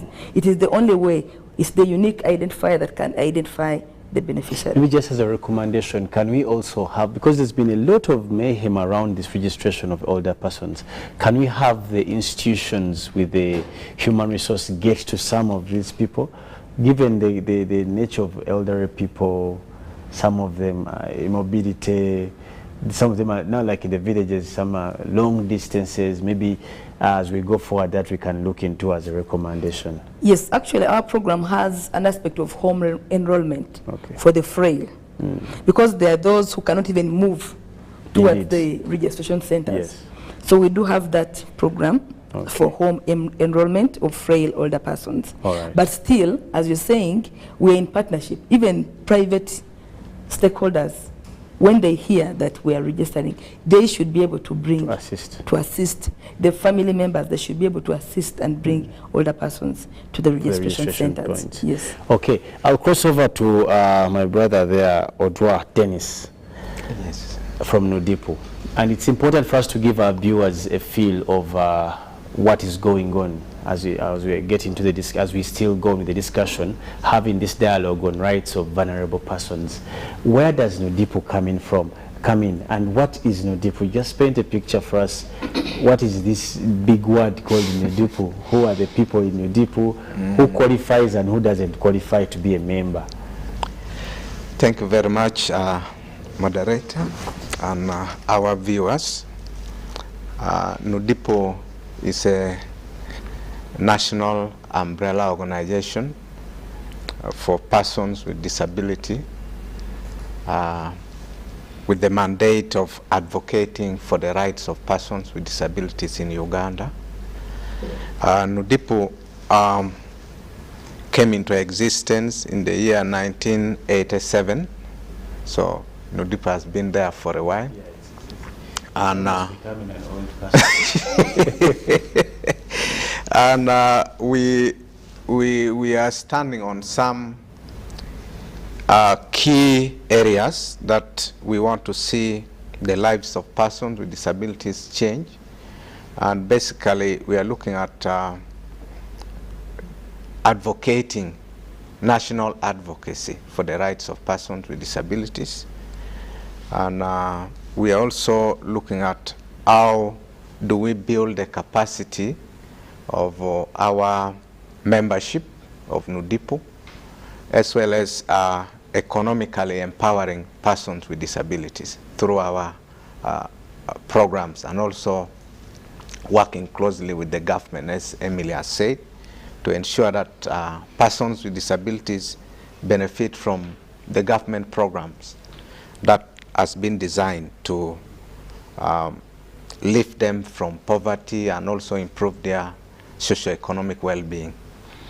And you have asked about the membership. Our membership are drawn from the National Disabled Persons Organizations. So there are organizations like the one for albinism is there, the one for physical disability, they're also there, the one for mental health is also there. They have their organizations. So all these organizations, they subscribe to Nudipo's umbrella organization for persons with disabilities in Uganda. And also we have our membership drawn from the district unions of persons with disabilities in Uganda. And now we are covering over 140 districts in Uganda. We have not yet covered everywhere, as they have been talking about the SAGE, the elderly persons assistive grants, because extending our membership to the different districts in the country goes hand in hand with also costs related to building the capacity of the newly formed district union and ensuring that they are able to pick and handle their issues at the district, because they play the role Nudipo plays at the national, they play the same role at the district level to advocate for the rights of persons with disabilities in the districts. So these are our membership, the membership of Nudipo. Okay. which I can. Now, as, really as we do get back to the focal point, as we try to address the purpose of the dialogue, looking onto the rights of people with vulnerable or who are in a vulnerable situation, clearly some, most people who are disabled qualify to be assisted in this dialogue. If you may highlight some of the threats, the human rights threats that are exposed to people with disabilities, for us to have a good discussion on how we can find assistance. Yeah, that is very, very important in this dialogue to understand what are the key human rights challenges that persons with disabilities are facing. First of all, I would like to recognize the fact that the government of the Republic of Uganda has done a lot, and as the disability fraternity, we really recognize the efforts by government of Uganda to ensure that persons with disabilities, their lives are really elevated through different government programs which are really running on. And we also want to appreciate the role played by Uganda Human Rights Commission, generally on the aspect of rights. We have been engaging a lot with them on the rights of persons with disabilities, dialogue meetings, and also encouraging us to look at how do we improve on the rights of persons with disabilities. And as well as Ministry of Gender, Emily, representing Ministry of Gender here, we have done a lot of interactions between these MDAs, and we have all the issues that we have been interacting about is how do we improve on the status of persons with disabilities in this country. And I would like to say, even if we have challenges that we are facing as far as the rights of persons with disabilities are concerned, there has also been some progress that has been made. For instance, we have the laws, the available legal framework really support persons with disabilities. Like we have the international instrument like UNCRPD, which has been incorporated in our Persons with Disabilities Act 2020, which speaks about the rights of persons with disabilities in different aspects. And leaving that aside, we have to really see, even as we talk about these rights, how far have we achieved in ensuring protection of the rights of persons with disabilities vis-a-vis the existing legal instruments at the national level, and also applying the international principles. I would like to say we still have challenges, which is not very far from what my colleagues have been talking about.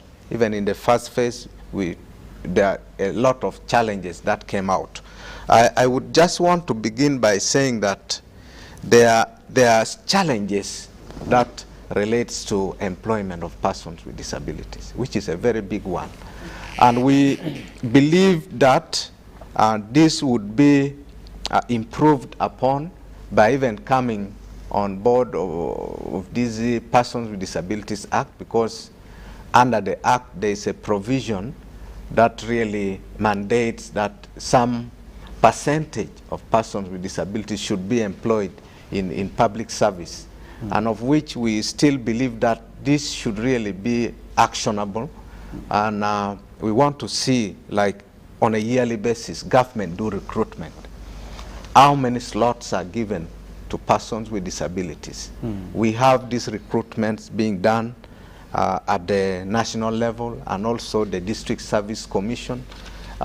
We should be getting statistics from the government in terms of how many persons with disabilities have been recruited in a year. And I think this is the beauty of the Persons with Disabilities Act, trying to address the issues of employment of persons with disabilities, which is still really high. The challenge is still high because of the challenges that are associated with the employment of persons with disabilities. Some institutions would think like employing a person who is visually impaired will bring additional cost to them, because you need to maybe like make sure that the person is accessing Braille, something like that. And you make sure that the communications that are really going on should actually be Braille, and some people take it as cost. Another example could be employing a person with the hearing impairment. And this would actually bring some cost around, because the person cannot work well without the sign language interpreter. And therefore, if you employ such a person, you must be able to provide for the sign language interpreter for the person to work. So we are still doing a lot of advocacy that people should understand that really these are the needs for persons with disabilities. It is the right of persons with disabilities to be employed and also to gain a living out of the work that they can do, both in the public sector and the private sector. And therefore, it is still something that we are working upon, and we are still calling upon the government to expedite this, and we should be able to get these statistics like every year, so that we get to know really how these provisions within Persons with Disabilities Act is benefiting persons with disabilities. That is one of the challenge that I'd wanted maybe to bring on board. And there's also a big challenge in the area of education. You know, by statistic, persons with disabilities compared to others without disabilities, when you look at their level of qualifications, education, you still find there's a big challenge in that area of education. And we are very happy that the government gives some scholarship, some slot for like 64 persons with disabilities joining the higher institutions of learning. That is really good. But this came sometimes back even when we had very few universities. But now we're having many government universities. And also with the massive sensitization, affirmative action, many of persons with disabilities join schools right from primary. And they continue to progress. And by the time they sit for their A-level, senior 6, they are supposed to join institutions. Not all of them will go for government admission. But this affirmative action of ensuring that the number of persons with disabilities who are qualifying at some level is really progressively increasing has to be scaled up by maybe increasing the slot to some bigger number. Even when we put like 200 or even 150 per admission, at least it will improve on number of persons with disabilities who are qualifying at the higher level of learning, like higher institutions, universities, and all this. Now, still on aspect of education, my colleague talked about the issue of inclusive education. And we want to see, and also the government is coming out with this as a measure of reducing discrimination, to ensure that learners with disabilities will be in the same class with those without disabilities. But this does not mean that they can pick maybe the learning, the speed, the what at the same time. There should be a balance here. And I think the Ministry of Education should be able to come out with measures of ensuring that even if we are having inclusive education and having all these learners in the same class, how are we going to support these learners with disabilities so that they learn at the same pace with those ones without disability? Okay. The program itself is so good, but then how do we make it work out for those learners in the same way? In the same way. Like in the earlier dialogue, my colleague Olive talked about persons with albinism. Yes. They may not be seeing from far. Bring them in front. When you understand the challenges that they go through, you bring them in front and they will be able to pick. Another challenge now would be a learner with the hearing impairment who needs a sign language interpreter. And we are having a teacher who may not be well versed with the sign language interpretation. How is this teacher going to balance the interests of this child with the hearing impairment with also other learners without what? Hearing impairments. All these aspects have to be discussed and harmonized for equality, because education is a right. Absolutely. Yeah, Absolutely. education is a right, and they have the right to learn at equal level, just like with the those others. ones without disabilities. Okay. So I really look at education. We are appreciative of some of the programs that have already been initiated, but we are not saying it is enough. We are saying, can we dig There's deeper more that needs to be done, and really handle some of the smaller issues that are there, so that really there is equality in terms of education. So that is another challenge that I wanted to talk about. Someone raised also here about the issue of the health of persons with disabilities. You know, disability comes also with the other health-related challenges that sometimes may be chronic. And you need to treat, like there are people who need to visit maybe health centers regularly on the basis of their disability. And this is very expensive for a person with disability. And each time you go to the hospital, maybe you need to carry some good money alongside. So as a disability fraternity, we are trying to say, like, can't there be some program that can help these chronic health needs of persons with disabilities, so that they can visit hospitals and they can access some of these services without spending a lot of money. I think this can be of a very good help to persons with disabilities who are battling with challenges related to health that comes from the disability. Okay. And okay, as you conclude about that point.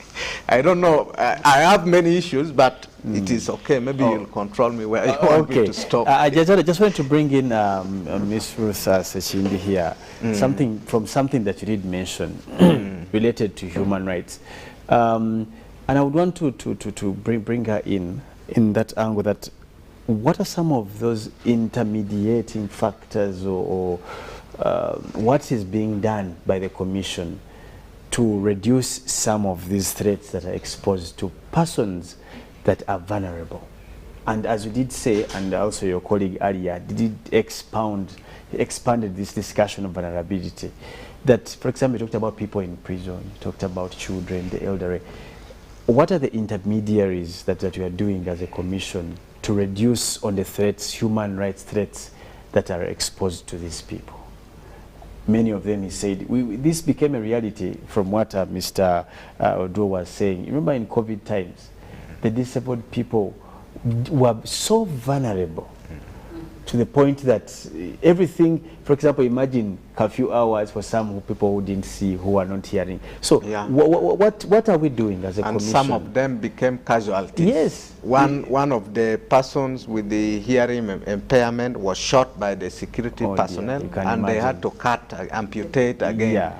So that is now multiple disability cause. Yes. Just because he was stopped, said, who are you? He stopped, he wasn't hearing, and they fired at him. It is sad. So those are the challenges. So as we try to give life to this dialogue, we also want to look into what the Commission is doing or planning to do as the watchdog, or as the big brother, as normally we say, to intermediate for some of the exposures that come with being vulnerable at that. Okay, thank you. I think the first thing, aspect, I think my colleague mentioned it, is sensitization and human rights awareness. And that's why we're here today.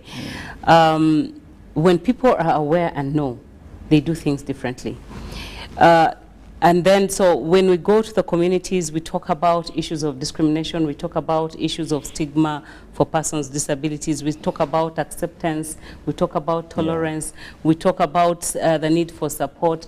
For example, we highlight issues that women, disabled women, have multiple discrimination. First of all, she will be raped. Even the risks are higher. She'll be raped because she cannot attend to herself. The risks are higher. And then she's a woman. She should be expected to cook. So when she's trying to cook, the fire. So the levels of discrimination of particular persons, vulnerable persons within vulnerability, becomes high. So the Commission sensitizes, creates awareness, and here we go to communities and talk to them. We sensitize them. We also receive complaints, including that one where during curfew, a gentleman was walking, and the police said, "Stop, stop, stop."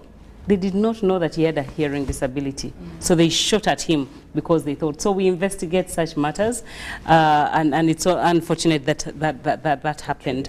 And then other than receiving complaints and investigating, we also monitor the situation of human rights in the country, whereby we target where are these vulnerable persons. We go into communities, for example, the Batwa community. You know the stigma that relates around these ethnic minorities. Whereby someone, there's a belief or a perception that if you want to get cured of back pain or HIV/AIDS, go and get a Mutwa girl who's a virgin and you will get cured of HIV/AIDS. And that persons with albinism, for the longest time when I was growing, I didn't know why there were less adults of persons with albinism. There is the belief that they are demigods, so they just disappear, they do not die. And we later on found out that it's because these people were being killed through ritual killings because they need every part of their bodies. So when the public then starts saying, oh, these are gods, they just disappear, they do not die, no one had taken the trouble to understand and find out where do these people actually go. What happens to them? So it is through this sensitization that we are able to reach out to the community. And then even in education, we inform policy where we review bills, we review policies to ensure that these laws and policies are human rights sensitive, because we are trying to look at issues of stigma. What about access? If it is KCCA, are there roads for persons with disabilities? Yes. Is there parking space for persons with disabilities? What about ramps on every building where it is a requirement? It should be a requirement in each school. So then we also work with Ministry of Education. If we're talking about inclusive education, what will it entail? Can we ensure that every teacher, through their curriculum, they learn sign language? Some idea of... Not even an idea. They all learn sign language. Wow. Because we're pushing for inclusive education. How then can we ensure that these teachers don't only learn sign language, but also appreciate the issues of vulnerability, so that if they are training or teaching, they'll know how to deal with them? Because we do not expect every child to end up in Mbale, in the specialized school. And then we're also training parents. Now, one of the challenges that any parent gets is when you give birth to your child and it has a disability. The stigma starts. Immediately, usually the husband leaves their wives. And then they tell you, we do not give birth to such. Then culture comes in and religion comes in and it is considered a curse. So then they attribute it to, you must have committed a sin. So the father sits back, the mother sits back and says, what did I do to get this curse? And then because of that, the commission found that there's mercy killings. Oh, yeah. Mercy killings is where the parents or guardians kill their own children just because they want to protect these children from the big, ugly world that is out there. They want to protect them from the stigma, but also protect themselves. Because when you give birth to a child who has physical disabilities, you have to stop everything. You have to stop work and just attend to this child for the rest of your life. So they try to eliminate this child at an early age. What about religion, where the priests and clergy come in and tell you that you have sinned, that you giving birth to this child, you have committed the ultimate sin. So you start punishing yourself because of the child that you gave birth to. So the stigma that the parents have, and no one tries to cancel them, the stigma that the child faces as they grow, the pain is with the parent, the guardian, and the child as well. So by us coming in to speak about these issues, to involve the relevant government ministries and highlight them, and also to make recommendations to what should be done, is one of those things we do. So we do it in line with our mandate of education and sensitization, receiving and investigating complaints on human rights violation, monitoring the situation of human rights, and reporting about them, so that when we report this and put it in annual reports, these reports are debated in Parliament. And many times when we appear before Parliament, the MPs are amazed at what is out there. Because then you understand that there's a lot of misinformation, under-information, and yet these are the representatives of the people who should know this. I'll come to Madam Emily there, and as we wrap up, time is not our best ally. From the ministry's perspective, generally, would want to get the final remark regarding particularly to being vulnerable. There are many incidents that make people vulnerable today. And I love the fact that our colleagues tried to widen the scope. How do we deal with the threats? For example, and I want to use examples like we have challenges today lately, like gender. Gender is also one of those things that make people vulnerable. If you have seen challenge, we had most recently we had a big litigation from Sebei, the female genital mutilation. You saw what happened, and I think also the commission had a contribution in that case. You've had issues to do with boy child, guy child. How do we deal with the threats generally? You as the mother or the umbrella body, how do you reduce the threats that expose people to being vulnerable? Okay. Yes, thank you. As ministry, we want, how we deal with the threats is through ensuring that our communities and societies are resilient. They are resilient enough to be able to address the shocks. You know, when you're vulnerable, you're prone to shocks. Anything small will take you down. So what we do is to minimize the shocks. And how do we minimize the shocks? By making the population more resilient. More resilient through the programs that we are undertaking. More resilient through the advocacy we do. The sensitization that we do. Through the social protection program that we are having. So when we talk about still the SAGE, maybe I'll go back to the SAGE program. Sure. Older persons are vulnerable to shocks, economic shocks. How do we make them resilient? We make them resilient through provision of those cash transfers which are regular so that they're able to address the shocks as they come in. People with disabilities, they are vulnerable to the shocks of inadequate health, inadequate household incomes, and all those other social protection programs.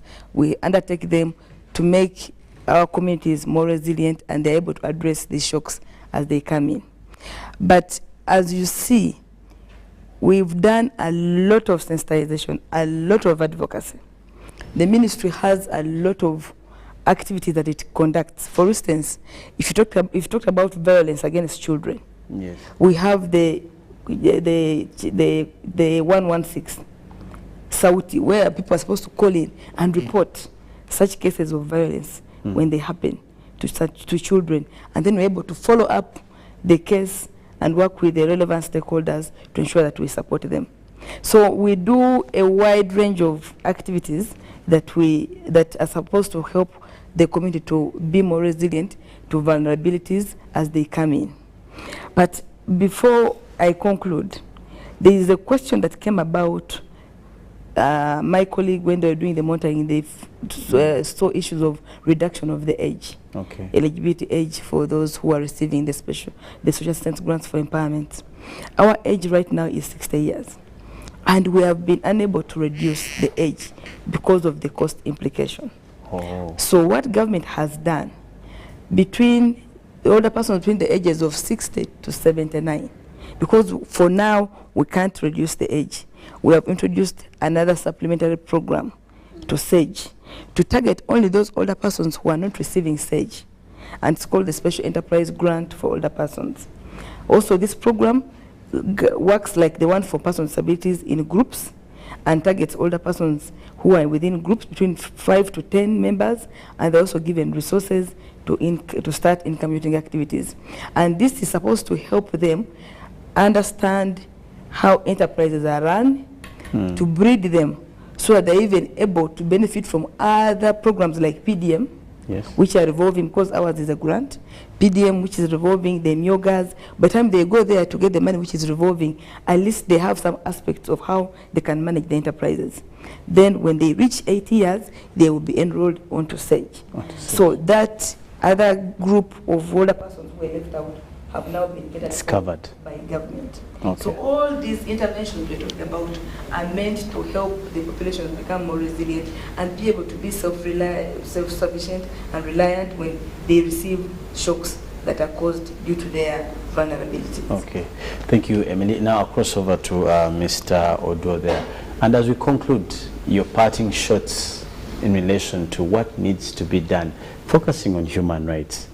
What can be done? The Human Rights Commission is here, the ministry is here, and we all seek to have an environment where we can live freely, happily, and generally also appreciating who we are without any sort of fear that, as you know, you see, we have highlighted stigma as one of the biggest challenges for people who are vulnerable and disabled.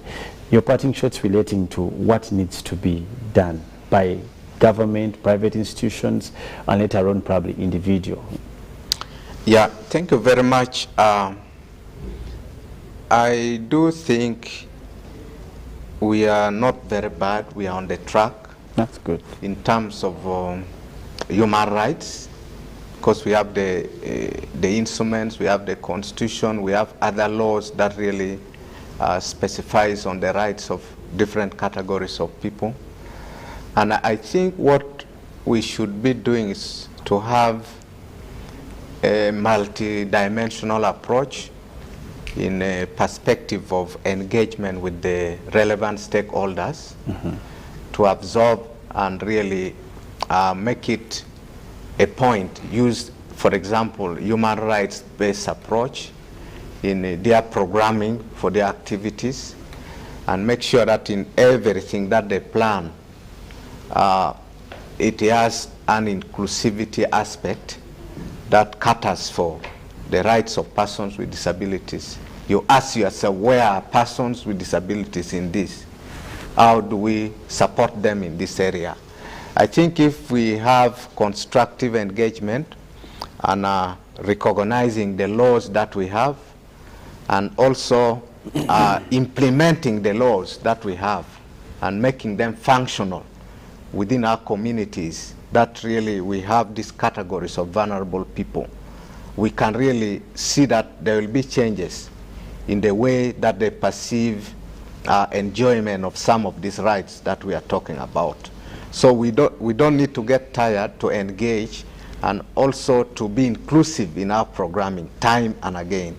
And in that, we can really bring some difference in the lives of vulnerable people. And also, what I see is that it is very, very true that we have these laws in place and we have all these programs. But we need to scale down the awareness at the lowest local government. You see, people can really understand it as a very big thing from up, but down there are persons with disabilities understanding this, including even educating them on their rights. Okay. For example, we have Persons with Disabilities Act 2020. This is a very good law. But how do we make even that person with disability at that village level to understand about their rights? And this is where we are saying government has done well. There is the law we have in place, but I think there's still some gap of how do we create awareness about this law at the grassroots. And as civil society, we come out to do this, but sometimes we are limited by the funding. You cannot go to every village and talk about this. This is the role of the government. And we expect that even as we pass on these laws, we should also be able to see how shall we make these laws to be felt at the community level. Someone talked about, I think my sister Ruth talked about the issue of making some of these laws to be translated in the local languages, different local languages. Because someone has not gone to school, may not actually read and understand English. But when you really summarize some of these laws into the local languages, they can read and understand about their rights. And in case of anything happening that violate their rights, they can stand and say, the law says this is wrong. And that is the kind of empowerment that we want to see with persons with disabilities. Okay. How do we empower them to make them really realize that? And you see, there is also aspect of them to, the rights of persons with disabilities to development, talk of employment, benefiting from government programs and all this. We have a scenario of persons with disabilities not having maybe the national ID. And some of the government programs, as they come, they ask, what is your name? And this has been a very big issue. Someone is being left out from government program merely because you don't have the national ID. And sometimes the process of really acquiring this national ID could have not been inclusive enough. Because where was the center for registration, first of all? Did you consider that there's a person on a wheelchair who cannot even move a very long distance to go and register? Okay. Or did you consider that there are certain disabilities that there are other people without even this, the fingerprints? Did you consider them by that time at the time of registration? And so there are very many questions really to answer. Okay. And I'm happy that recently we had an engagement also with NERA, and we really we pushed to them some of these issues, and they promise that they are going to address it in the exercise that is forthcoming. Okay. And we believe that if all of us can collectively look at the issues that affects the rights of the vulnerable people, including persons with disabilities, the elderly people, the children, the women, all these categories, we can make our society to be a better place where everyone can enjoy really living, and by that we shall be fulfilling what makes us happy. Thank you so much, Ndugu Odwa Dennis. But I just want to give 30 seconds to to Madam Emily Sherry. I would like to allay the fears of my brother Okay. that this forthcoming registration is going to be as inclusive as possible, because all these things for this period of time we have been seeing them. Okay. Because there are those who do not have limbs, but yet they have to be registered. So we are working closely with NERA to ensure that this time we should have almost every person registered. But then also on the previous point, he talked about sensitization. You know, government knew wouldn't be everywhere. So what government has done is to put in place structures. Structures for older persons, structures for persons with disability. We do have councillors across the country. Yes. We do have all these. And by the way, for older persons, we should be among the few African countries with members of parliament representing older persons. So you can see the issues of participation of older persons with activities has really has taken center stage for government. So what we need to do now, we equip these leaders at the different levels with the necessary tools they need, necessary policies they need, necessary legal and full policy frameworks that they need, so they're able to stand up for the rights of other older persons. Otherwise, thank you very much. Thank you too. Thank you so much, Ndugu Odwa Dennis there, Jambo Emily, and also Miss Ruth Sechinde. Now, thank you so much, our viewers, but also majorly want to throw great thanks to at least the Human Rights Commission of Uganda that did spearhead this dialogue on rights of vulnerable persons. It's quite engaging, but for us not to forget, UBC also to thank you for being part of this. But we want to retire by reminding everyone out there that inclusion of people who are vulnerable is only for our own good, because we may not guarantee when we also become vulnerable. We talked about age, we talked about various aspects that will render us vulnerable in various ways. We pray that we take this upon ourselves to be a part of the solution rather than not the problem. Thank you so much from me, and good morning, and UBC. Nkunda Felix, and thank you so much for watching. Next programming will be taking at all. Good morning.